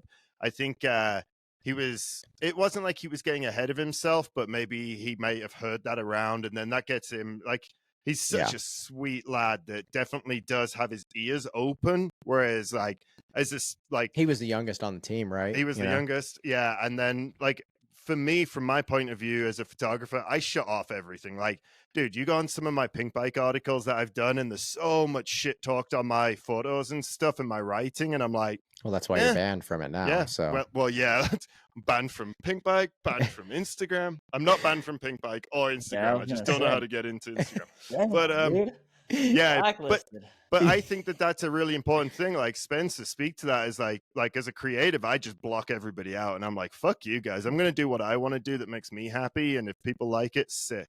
But as an athlete, it's tough, man. To be totally honest, it depends on your personality and the way that you kind of are and stuff. Personally, I take everything so personally, and I'm so like, it's hard. It's hard for me. I had to learn, dude. With the first couple of videos I did with Austin, man, I'm in there on pink bike, freaking rallying right back at people talking shit on my videos. I'm like, dude, why? And I still don't understand why people have to be so mean and why people have to talk shit online. Like, dude, people are just unhappy and people are jealous and they're trying their own thing. And it's annoying and it's tough. But I've learned, I've been doing this, been in this for a little bit now, and I've learned to kind of figure out, like, hey, sit back, don't look at it. Who gives a shit? If you want to fire out, I just tell people, I just say thanks to people. Honestly, I'm just like, yo, thanks for talking shit on my video. It's helping the algorithm. We'll like, see you next week when I post again. Yeah, exactly. Please come back, talk more shit. Like, dude, as cliche as it is, I firmly believe that someone doing more than you will never talk shit on you or harp on you. 100%. And I think it's true. The people that are harping you, saying this guy sucks or whatever, yada yada yada, it's somebody that is jealous of the position you're in. So I don't know. I mean, I'm sure Jakob had a lot of stuff going on, and I'd love to have him. I think probably first year route, he just had a lot of that in his head and probably was going through that. And I'll be honest, how he rode in U21, I was like, this dude's a straight top 3 contender going into pro. Like, and maybe that was something that probably got to him. And then even on that team, you got a lot of alpha males, I would say, right? That are here to win. And that's where I was going to go. Kind of like, I think that maybe the environment, albeit a great environment to learn on, might not have been the best for somebody to hop in and just like do first year elite and like be around people that, like, right? You were U21, you weren't battling them, right? And then now you're battling them for the same money. Yeah, and now he's with people that are all extremely talented riders that have their own egos and have their own expectations of themselves, and they want to win, and they have their own ways of doing their best to win. And yeah, I think I hope the best for him, and I hope he's in a good place, and hopefully he can keep all the noise out. And there's no reason why he can't be a contender. I mean, he is a contender, but anyways. Yeah. So look, let's switch some gears. Let's get back into the UCI snow bike world championship. Jamesy's excited about this. Okay. I know you're excited about it. Where do we want to start with this? I mean, can I just like make an observation real quick? Well, I'm gonna, because I talk over everybody. Okay, so I mainly go to I love Vital is basically where I go. So we all know on Vital, when things get posted, there's very minimal comments, right? You go there, you get your information, you're out. Except Bike for your comment. fosters, Pink Bike fosters those, and whether it's good or bad, they foster a lot of negative community. Like the community at Pink Bike is like full of negative comments, right? Yep. Left and right, and we can talk about that in another episode. My point is that when Spoma posted this video, I think it was Spoma, I'm not Jason, but anyway, it doesn't matter. Point is 60 comments on a Vital post. Really? So that's like gives you, I know it sounds silly, but that's kind of like, and was this video, our listeners, the video that you wanted to show, or is this the video of this the is actual racing? Yeah, and the last comment last time I looked at it was Stickman, who was at TLD, now is over at SRAM. Very opinionated dude. He's been in the industry for damn near longer than I've been alive, kind of thing. Like the dude knows his stuff. He's married to Leah, right? Lee Donovan. Sorry, world champ, and anyway, yeah, saying that he's been in the industry almost as long as I've been alive is actually really dating him. He hasn't, but because I'm old.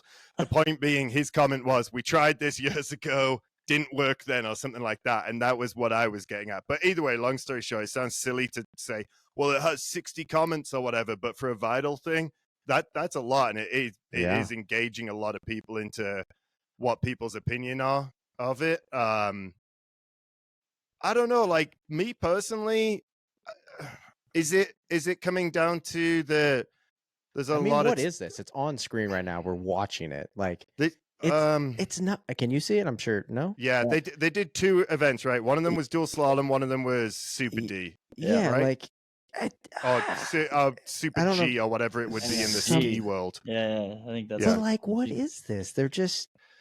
I mean, it's scary. I think it's like an incredible thing that these athletes are getting down. Like, to me, that scares the living shit out of me for sure. I don't even want to walk over right snow. now. Well, yeah. But I don't know. Is this like taking money away from? Could we have done 4-cross? Could we have brought dual slalom? Could we have kept Enduro alive over there? Well, yeah, and with Enduro, and now I'm getting all kind whatever. But with Enduro, like, it's so hard to televise. It's so hard to do. Totally. There are ways of doing it, right? You know better than anybody. But if we're talking about trying to get more people, more eyes on this stuff, like a dual slalom race, like the stuff the straights are doing, like you put one of those at one of these big events, like, I don't know, I feel like that gets a lot more eyes on it and it brings a lot more. I can't believe they had some pretty top riders go, right? Yeah, like Danny Hart and shit. Yeah, Danny was out there. I mean, Spencer, you've already said that you'd be down for. Yeah, you would go, I guess, if you got the invite. Jumping on the bike.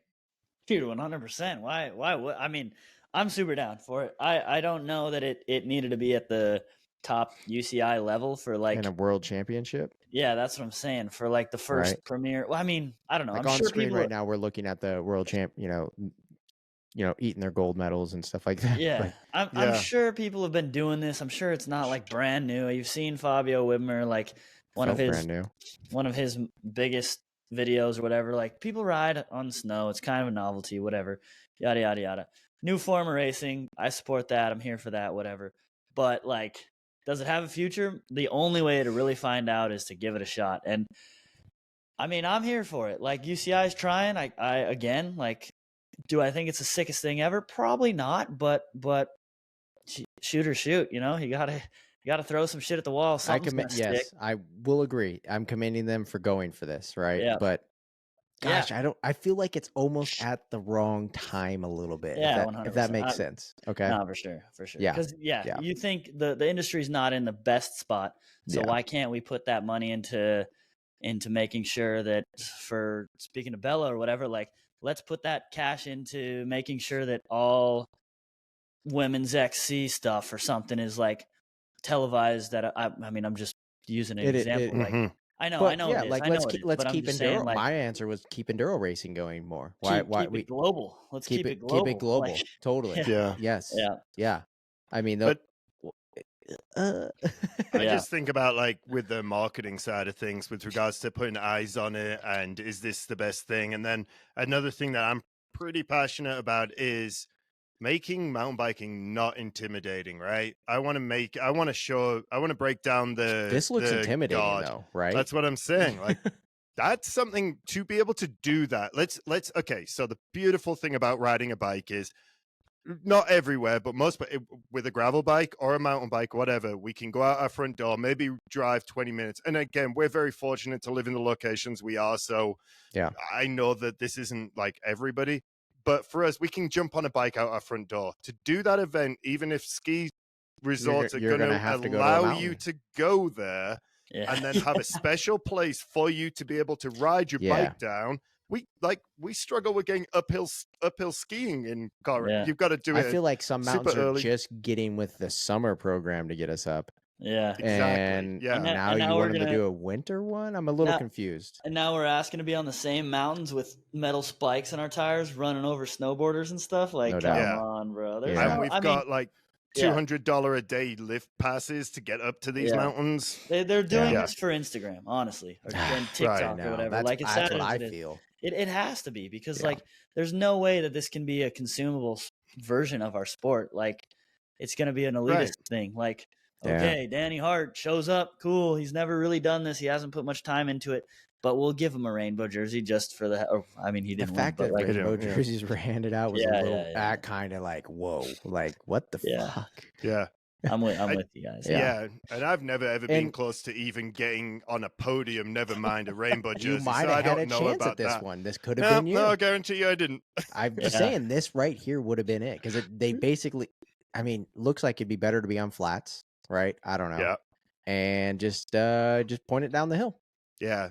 So I I mean, if didn't- it's just trying to get more eyes, and I guarantee you, the next time I'm in the bar and they've got Chive TV or whatever going in the Be on corner, there. this will be on there. Yeah. And then I yeah, fucking so hope not.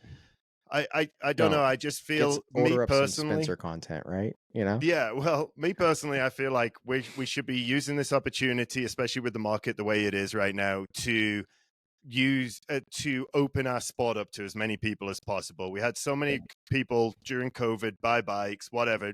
95% of them are selling their bikes. But how do we keep that 5%? How do we break down? Let's make it so that at trailheads everybody's just like, yo, what's going on and stuff like that. And that's going back to Bella's like rig. That was something that I always was just like, it was always there. It was a dope thing. And that reminded me of racing back in the 90s and early 2000s was the pits. Yeah. And it was a community and it was people looking out for one another. You know, we're not putting the walls up on our tent. And I feel like events like this, we're putting walls up on our sport. It's neat to do. If it was just like a one-off race kind of thing, do it right dope. before, and that's where your clip is. Should we put the clip up?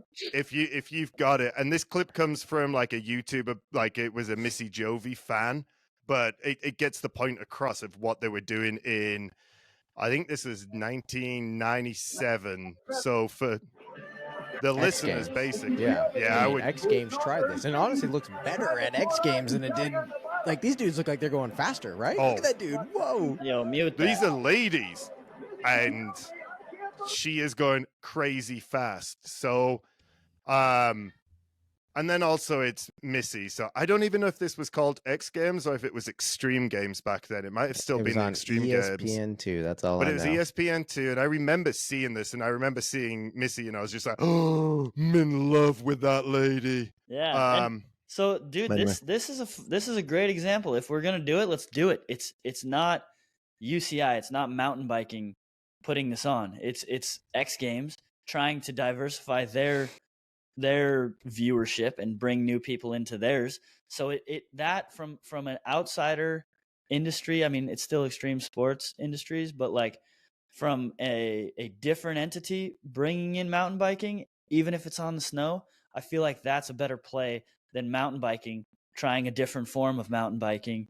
that is unapproachable in a way, if that makes sense. Like Couldn't X agree more. X Yeah. Games bringing this on. Okay, screw it. It might not really be mountain biking, but at least there's some mountain biking on ESPN that wasn't there without the freaking snow bikes. Like, Yeah. I don't know. I think it's safe to say we're all very confused why UCI did Yeah. this. I think that's Mhm. probably we're against it a little bit, but we're also Yeah. like, well, let's do it. We want more people on bikes, Well, but is this the right way to get more people on Right, bikes? yeah, That's what that's we're it. like, what's Yeah. going on here, right? Like, I'm also down to try it though. I'm not. That looks fucking sketchy. Yeah, I bet it's That fun. shit dude. looks sketchy. You as I got a fuck. mate of mine Dope. that does the ice racing on motos around like just the Yes, small sick. circles, you I know, would out do here in that. Colorado. Oh, dude, talk about gnarly. Like the way that those guys, they have so much faith in those tires and the Yeah. spikes. You So know, much it's faith in your crazy. teammate not fucking running you over when you fall down. Oh my yeah. God, yeah, all that stuff. Yeah. But yeah, anyway, it's cool. Yeah. I mean, like if it gets more people seeing mountain biking on a TV screen I or guess on we an won't know Instagram, for a while, that's right? the main thing. But when Right. there's no actual, I feel like maybe like a full circle of like, okay, so you're gonna just sell this to someone, or is it gonna get more mountain bikers to go to the mountain on the winter? What are we doing here, right? Right. Like yeah, it's not like they're open on the winter What's for the us to big go now. picture? Yeah, But again, like the bike maybe share industry that with really, us. yeah, and generally speaking, the bike industry isn't the best at being able to be like, let's look at this bigger picture. But Yeah. instead, it's all just knee-jerk reactions about whatever's Yeah. going on at that current time. It feels like. Apparently. Cool. Well, then maybe next segment weigh in.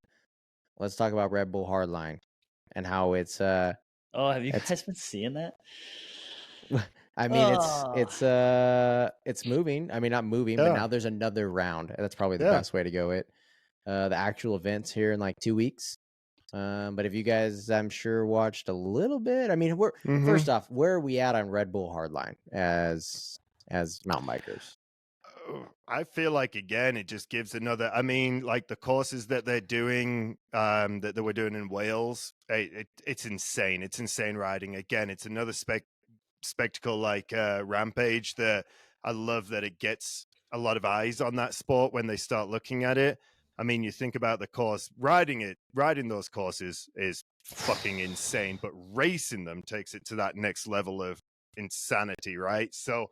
I mean, I've always been a big fan of watching it. I've never gone out and shot one, but I always wanted to, absolutely. And yeah, I just think it's another facet of cycling that makes more sense to me than snow biking or whatever that is. Well, that's yeah. I mean, Spencer, where are you So at? I'm kind of on the opposite side of the fence. I mean, I Yeah. like Hardline. Don't get me wrong. Hardline's sick, but why are we adding it? I feel like Hardline is a spectacle of its own. Like it should doesn't have need- just stayed at the Athertons in yeah, the UK. it doesn't just need one. to be a series. I mean, yeah, I kind of with you on understand that. I understand that the course is Because this is taking a dangerous while. shit. Like it's downhill on steroids. It's not full Rampage. Yeah, But it's exactly this But weird. there's another example. Like Rampage can only be Rampage, in my opinion. Thank you. Why? I don't think we need to go find another set of rocks and go Rampage Australia or something. Like really, like let's Which do they the would one. love it. but yeah. I think also another opinion. Rampage has a timeline. I think that the lifespan of Rampage is probably coming to a close in the next couple of years. I kind of wonder that as well. I do. I mean, dude, they're it's exhausting hard to all the fucking ridges. watch. Yeah, and it's just so gnarly. They're so. I mean, who knows? Maybe I'm totally wrong here, but like, how much more of this can we do without somebody really getting like? They are God getting hurt forbid. though. I At mean, Rampage. there has been Right. definitely some, but Yeah. it's like with Rampage, and now we're kind of like going off on the Yeah, tangent sorry, of my that. bad. But I- No, it's not, but though. We are I talking, think it's you know. good. It's like with Rampage and stuff, you start seeing a little bit more of the slope style kind of aspect, as with the technology that's come up to where it is now. Yeah, like you can ride it in a single crown, you know. And You ain't doing that at fucking Hardline. Yeah, you want to see old Bernard Kerr doing flip whips on a 100-foot jump? I don't know. Yeah. But that's what like. So then we get a little bit more of that like slope style kind of influence into it. Then you get more of the like the riders that are like, well, Rampage is big mountain stuff. Yep. And so where does that go? So I agree with you. I feel like there's a timeline for its current setup for sure. Yeah. But now we've got it look on the at screen. what he's on the screen. We just threw up Bernard Kerr over there testing the course, and I kind of heard just some stuff that like, you know, these courses take time to build, and they've just built this really and perfect, right? Like this is gnarly, and I think for us, like right now, you see Bernard Kerr comes out of the corner, and he has to fucking crank to do this thing, and then he pushes it. Yeah. And this jump, like I'm not there, but it doesn't look that bad. Big, like right? It's definitely a big jump. Like, don't get me wrong, it's off. It looks like something at Whistler, right? It's the road gap for our listeners and not visual, but it was posted by Red Bull Bike, so I'm sure you've seen it if you're listening to this podcast. It's just a long jump without much pop, and the landing's decently long, but I mean, he just like goes straight through the stroke because the landing's so hard and so flat. Like, I don't know. It is what it is. I'm sure they'll figure it out. They'll work it out, and people will love it. How many people they got to break off to get to there, you know? And it's early season. That's another thing. Yeah. Like Rampage, I mean, not Rampage, sorry. Hardline is typically the OG Hardline up in Wales is like end of season. Maybe you get some downhillers, but you're mainly getting like some free ride guys.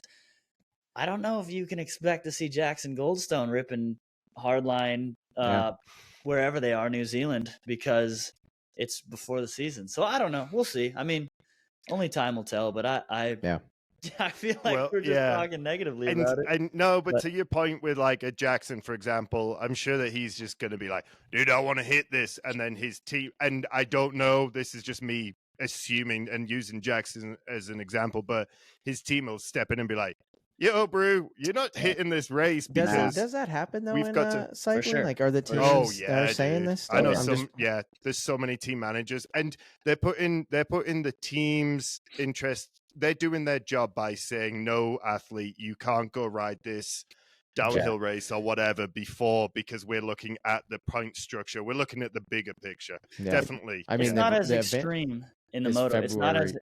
Oh, go ahead, it's sorry. not as extreme as the moto world is, but it's still like people. I mean, Really? they won't let some of their guys ride dirt bikes in the season. Like, yeah, it's for sure. It I mean, looks like they're Oh, yeah. investing money, and the riders are their investment. And why would you put their investment in harm's way if it doesn't have to be? So, I mean, it's not as gnarly as. I mean, once again, I think we commend Red Bull for expanding the sport, but maybe just leave it up at Atherton's place. I hate to say it. But have we seen a full course preview? No, Like, has I that have been not. released And then, yet? Yeah. Probably yeah, because so it's I don't not know. working. Yeah, And I don't know. Again, I have no idea. And again, like, is this? It's going to be an invite only, right? Yeah, I have the list right here. Yeah. You know, you got G. So- Atherton, obviously, Jackson Yeah. Goldstone, Bernard Kerr. You know, Kate Edwards. Yeah, that which is went fine. Yeah. He'll Yeah. be there. These But he's are also not there's a racing there's a downhill. hefty list here right now Yeah. that is going to be riding this. Casey Brown, Hell yeah. Mark Wallace. I mean, but still, it comes to are you team manager and you're telling them like, hey man, maybe chill a little bit on this when you go, especially if you just watch the Bernard Kerr Right. video, right? Right, yeah. And again, I think that like it's going to be super sick to watch. And I think then we can have a little bit more of a, because yeah, like you're saying, Spencer, we're kind of going into this with the negative, oh, well, why do this? Why do that? But once we see it, I feel like that's going to be a pretty good understanding. What's the coverage going to be like? How is the production put together? Because it's like, again, I know that there's the race and that's the main thing, but I look at like that bigger production, like how is the PR behind this? What's this doing for the sport? And how do they, like, How as does Red Bull Atherton's put this feel that together? they're going other places? Like, I feel like they kind of made that fucking event, right? Yeah, but that's a family of people that just want to keep doing the gnarliest thing and keep pushing. Yeah. I mean, talk about G. Yeah, like Oh, broke himself off at Rampage this year.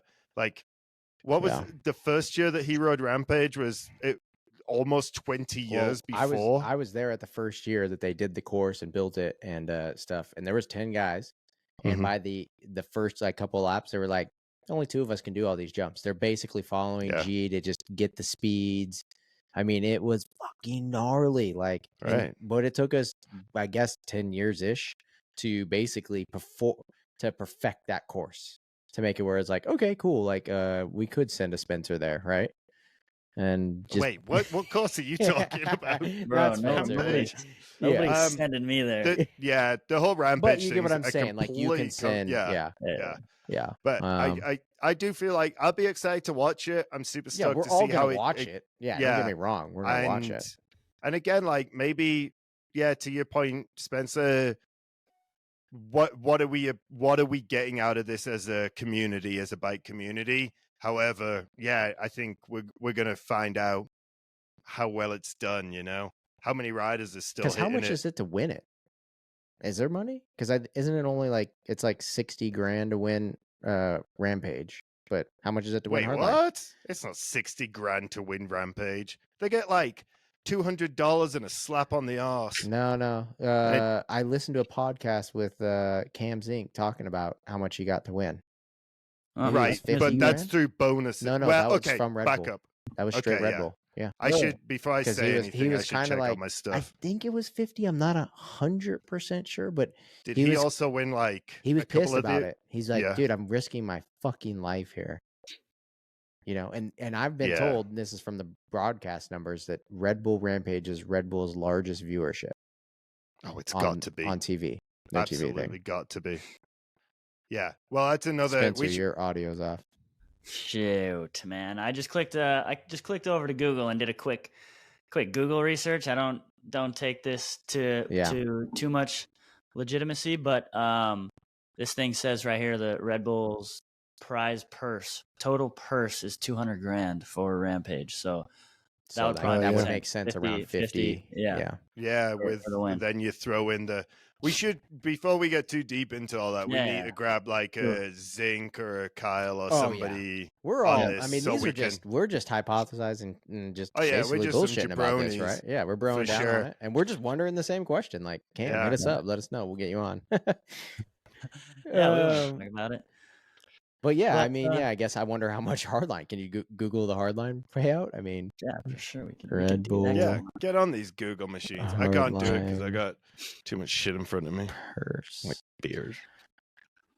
How much? This is great for our audio. I'll just keep talking while these guys are staring intently into the screens, looking up this stuff. But yeah, going away. I think that with any of these stuff, the snow bike, hardline, anything else that we've got, this is a year to throw shit at the wall and see what sticks. 500,000 euros. To win hardline? That's what it says. It Dude. says the winner, Jonas. I don't know, no way. Vanguard. Dude, I- that's Does that seem right? no, it's that's on like Mountain close to Bike app? 600 grand in Wait, you just dollars. said Jonas No, not that Vanguard? many. That's Tour de France, bro. Okay, so then maybe it just pulled the wrong info because I just looked at it on Google real quick. Yeah. I'm Yeah. digging. And my numbers were way I was off like, when I I was just said kind of like, who the 600. fuck is but Jonas Vanguard? Yeah, I don't. That's Yeah. we're butchering his name, but yeah, Is he's, it? he won. He won some. Oh yeah, change. that was Tour de France. Yep, he Yeah, got and the conversion is $528,000. 28. Okay, yeah, I'm way off. I was just looking at it because I'm jumping on a plane and go to Hit- Europe tomorrow, and I was just like, oh, do I buy clothes over here in the States? Oh, no, my dollar's better over Hitchcock there. for stage 12 win got 11,000 euros. All right, we're not going into TDF stuff right I'm now. Come trying on. to fucking Come on. find this. It's all man. I'm good. All right, scrolling well, down. whatever it is, like, it's going to be an incredible show. Red Bull knows how to put the production together for it, for sure. Yeah. We're going to get all kinds of Instagram clips. Like these other riders, again, I'm not on Instagram really, so like, are we seeing I stuff still outside love of this everybody? story. Could you tell us, like, Oh, for I'd our love viewers? to tell the story. Yeah, our viewers and listeners. Basically, long story short, this last, I don't know, 6 years of my life, or ever since Instagram came about, I was like, this is just killing photography. I openly talk shit about it. This has got nothing to do with why I'm kicked out, but openly talk shit about Instagram. I think Instagram's one of the worst things out there, and it's ruined photography. However, it's Made it's Spencer's definitely career. benefited a lot of people. Dude, without Instagram, I wouldn't have a career. So like with me saying all that stuff, I wouldn't be where I am now without my ability using Instagram. So anyway, I don't know, like 3-4 months ago, I jump on the old IG and it's just like, hey, we can't verify you. We need to verify you on this account. I'm like, all right, whatever. Click it. And it's like, do you have pictures of yourself? And I'm like, no, but whatever. And then so you click yes. And then all of a sudden it makes you do this video, like whatever, like a video thing you've got to verify to Instagram. Never mind my phone number, my email address, my Facebook business profile, any of that shit doesn't matter because I can reset my password now. Like I can change it. I can do anything. I still have access to all of those, like the phone number, the email and everything. And then Instagram, it'll send you an email. We're reviewing your face. And then they always say it'll take 24 to 48 hours or 72 hours. 4 minutes later, every single effing one, I get another email. Not 5? No. It's like 4 minutes. It's like, we cannot verify that you own this account. And then finally, I was just like, after doing it, like maybe I did it like 20 times the first day and did it maybe 5 or 6 times a couple of days later and deleted it, downloaded it, blah, blah, blah. And then I was like, you know what? Like I've sat here and bitched about this platform for so long and I've been very fortunate and grateful. Yeah, I was just like, fuck it. Like my portfolio's there and I know that it's not the best thing as a photographer to be able to sit there and say, well, I'm not updating it anymore. Go to my website or whatever. But also, fuck a company that sits there and says, we're not going to help you. And then I reach out to their meta business. Like I'll go, obviously I've already gone on way too long about this. I thought this was a short story, No, dude. It's like, and just the way that they like handle it and they're just like, we'll just start a new one. And it's like, yo, bro, that's like, okay, Spencer, tomorrow you've got to start a new Instagram And then from that point on, all your sponsors are looking at your stats on a new Instagram, right? You Yep. bet And your ass he's fuck getting those on a guys. fucking plane and flying there. No, it would suck, but luckily, yeah. I mean, yeah, I would try to use connections that I have to make It's it totally so that doesn't fucked what they happen. did to you, James. But and maybe I can help you actually if you have any interest in trying to get it back. I might know some people that can help you do that. But I have had this happen to my sister. This happened to a few friends. Same exact story. Same exact situation. And it sucks. It's really unfortunate that a company like that holds so much power, at least socially, Yeah, over a lot seriously. of people, because it does legitimize. Look at us watching clips right now from Exactly. these events. From And we're Instagram, yeah. claiming That's our like, hey, that's our story. For Yeah. Hey, sure. but on a second note, Spencer, whatever you did with your camera and your position right now, the lighting, it looks fucking dope, dude. Thanks. I Fucking just sat a mood little. lighting. I just Yeah. sat a Dude, little this is a good look. closer because Yeah. it's I getting sat a little dark and my closer. whole. I was looking. I can't even see my mic in front of me, so I was. I don't know, just trying to. Dude, sit it's a forward. good look. Long story short, I'm just giving you a compliment. That's Hey, it. thanks, my guy. Take it. Yeah, absolutely. Well, But anyways, yeah, I don't know. I mean, I feel like we got 2 hours out of this. Pretty. we did. We dug deep steadily. on this one, you guys. Yeah, nobody cares about my Instagram problems. Oh, I'm gonna help you. I'm gonna help you fix do. this. I do. We'll figure it out. And we need your audience to be seeing this on Instagram anyways, so they can tap Yeah. into the show. Come I on. feel like one thing before we go, we didn't really get to talk about like we did Snow, right, when he left. We didn't really talk about Bella when she left. Like, pretty great little segment with her, right? Dude, I thought it was great. Honestly. Amazing, yeah. right? I mean, we're getting We got better at this. a lot of great information too, like the fucking hip thing. What the fuck? You break your hip or Dude, whatever it is, and you win the fucking downhill national champion. I'm going to the hip doctor tomorrow. Dude, seriously, like Getting some ligaments yeah, shortened. you sure it was just a hip? You know, Yeah. like what the fuck did they inject her with? Yeah. Oh, dude, okay. I'm gonna go off on a tangent about a '90s movie, but it was the one where Yeah. the kid like ripped up his shoulder or his elbow, and he became a major league pitcher. Yes. Because yeah, that's how she is. Remember But that. no, everything Spencer's about Bella. face right now, like he's Just like, never I was seen that born movie. with it. That was before his time. I think Yeah. it's got no. It wasn't angels in the outfit. It doesn't matter. The point is, but Bella at races. So I mean, I love watching her ride. I love everything like her presence and everything like that. Just brings a lot. And just like she sat here on the podcast and said, I was at fault for going to races early. Like she owns it, and I felt like, and I don't know her super well from the races, but what I do have been around is that she owns things, and she will not in a negative way call people out, but she'll definitely be like in one of those race meetings and like, well, what about this? It's almost like she's not afraid of the controversy. She's not afraid of that. What do you call it? The confrontation or whatever. Like she's there at the race meetings and will bring up points that people are just trying to like, sweep under the rugs or something. So I think not just as an athlete, but just as a person to be around racing and everything she's doing with NICA and everything like that is it's phenomenal. It's just having more and more people like her in the sport that do understand their position, because she didn't want to say it, but you could see like when she was talking about being at the start line and she's got a pink wig on and a tutu, those young people, both guys and girls, will be looking up and be like, she's a pro mountain biker. Oh my God. And we get to be around her. Like that brings clout. And I love seeing it when those athletes. I love what she's done for the sport, right? Uses That's her cool. platform in a way like that. So I'm a huge fan. Yeah. Yeah, No, and yeah, we need to figure out how to champion that more. I think yeah, I'm the sport stoked needs with, more Bellas, right? Yeah, I guess that would be the best way to say it. No, straight up, and yeah, she's making an impact on these people, on her peers and all the little girls that she's riding with on the NICA league, and I mean, in one way or another, the answer to the question I was asking, how do we get more girls on bikes, little young girls that start at an early age, and I think that's exactly it, getting people like Bella in front of them and I think showing it's huge, them right?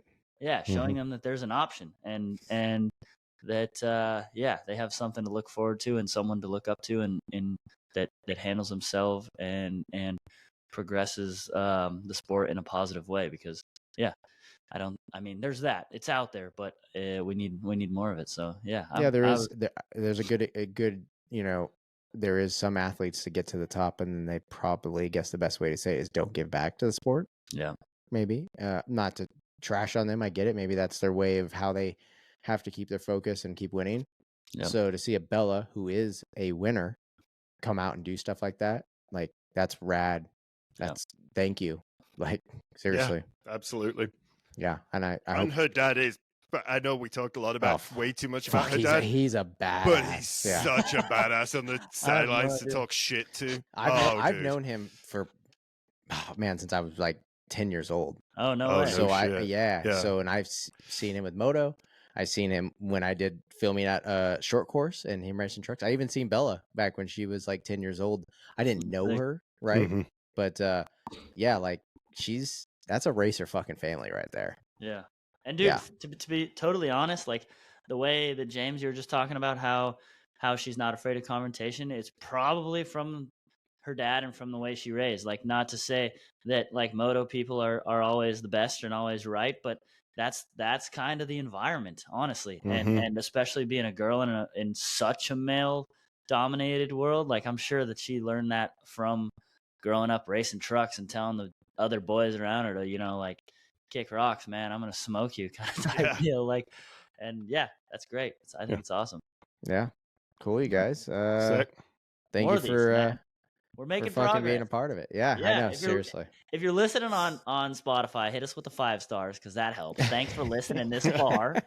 Hit subscribe on the damn YouTube. Leave comments. Who should we have on? I don't know. Engage with us because we want to hear it, and we're thankful for everyone who's listening and who has listened to us for 2 hours. Yeah, seriously, so crazy, and it went well. I'm proud of it. I appreciate y'all. Yeah. Thank you for watching. Find us on Instagram, Insider MTB, and on YouTube, Spotify as well, and hopefully soon on some other platforms. Thank you all. Later.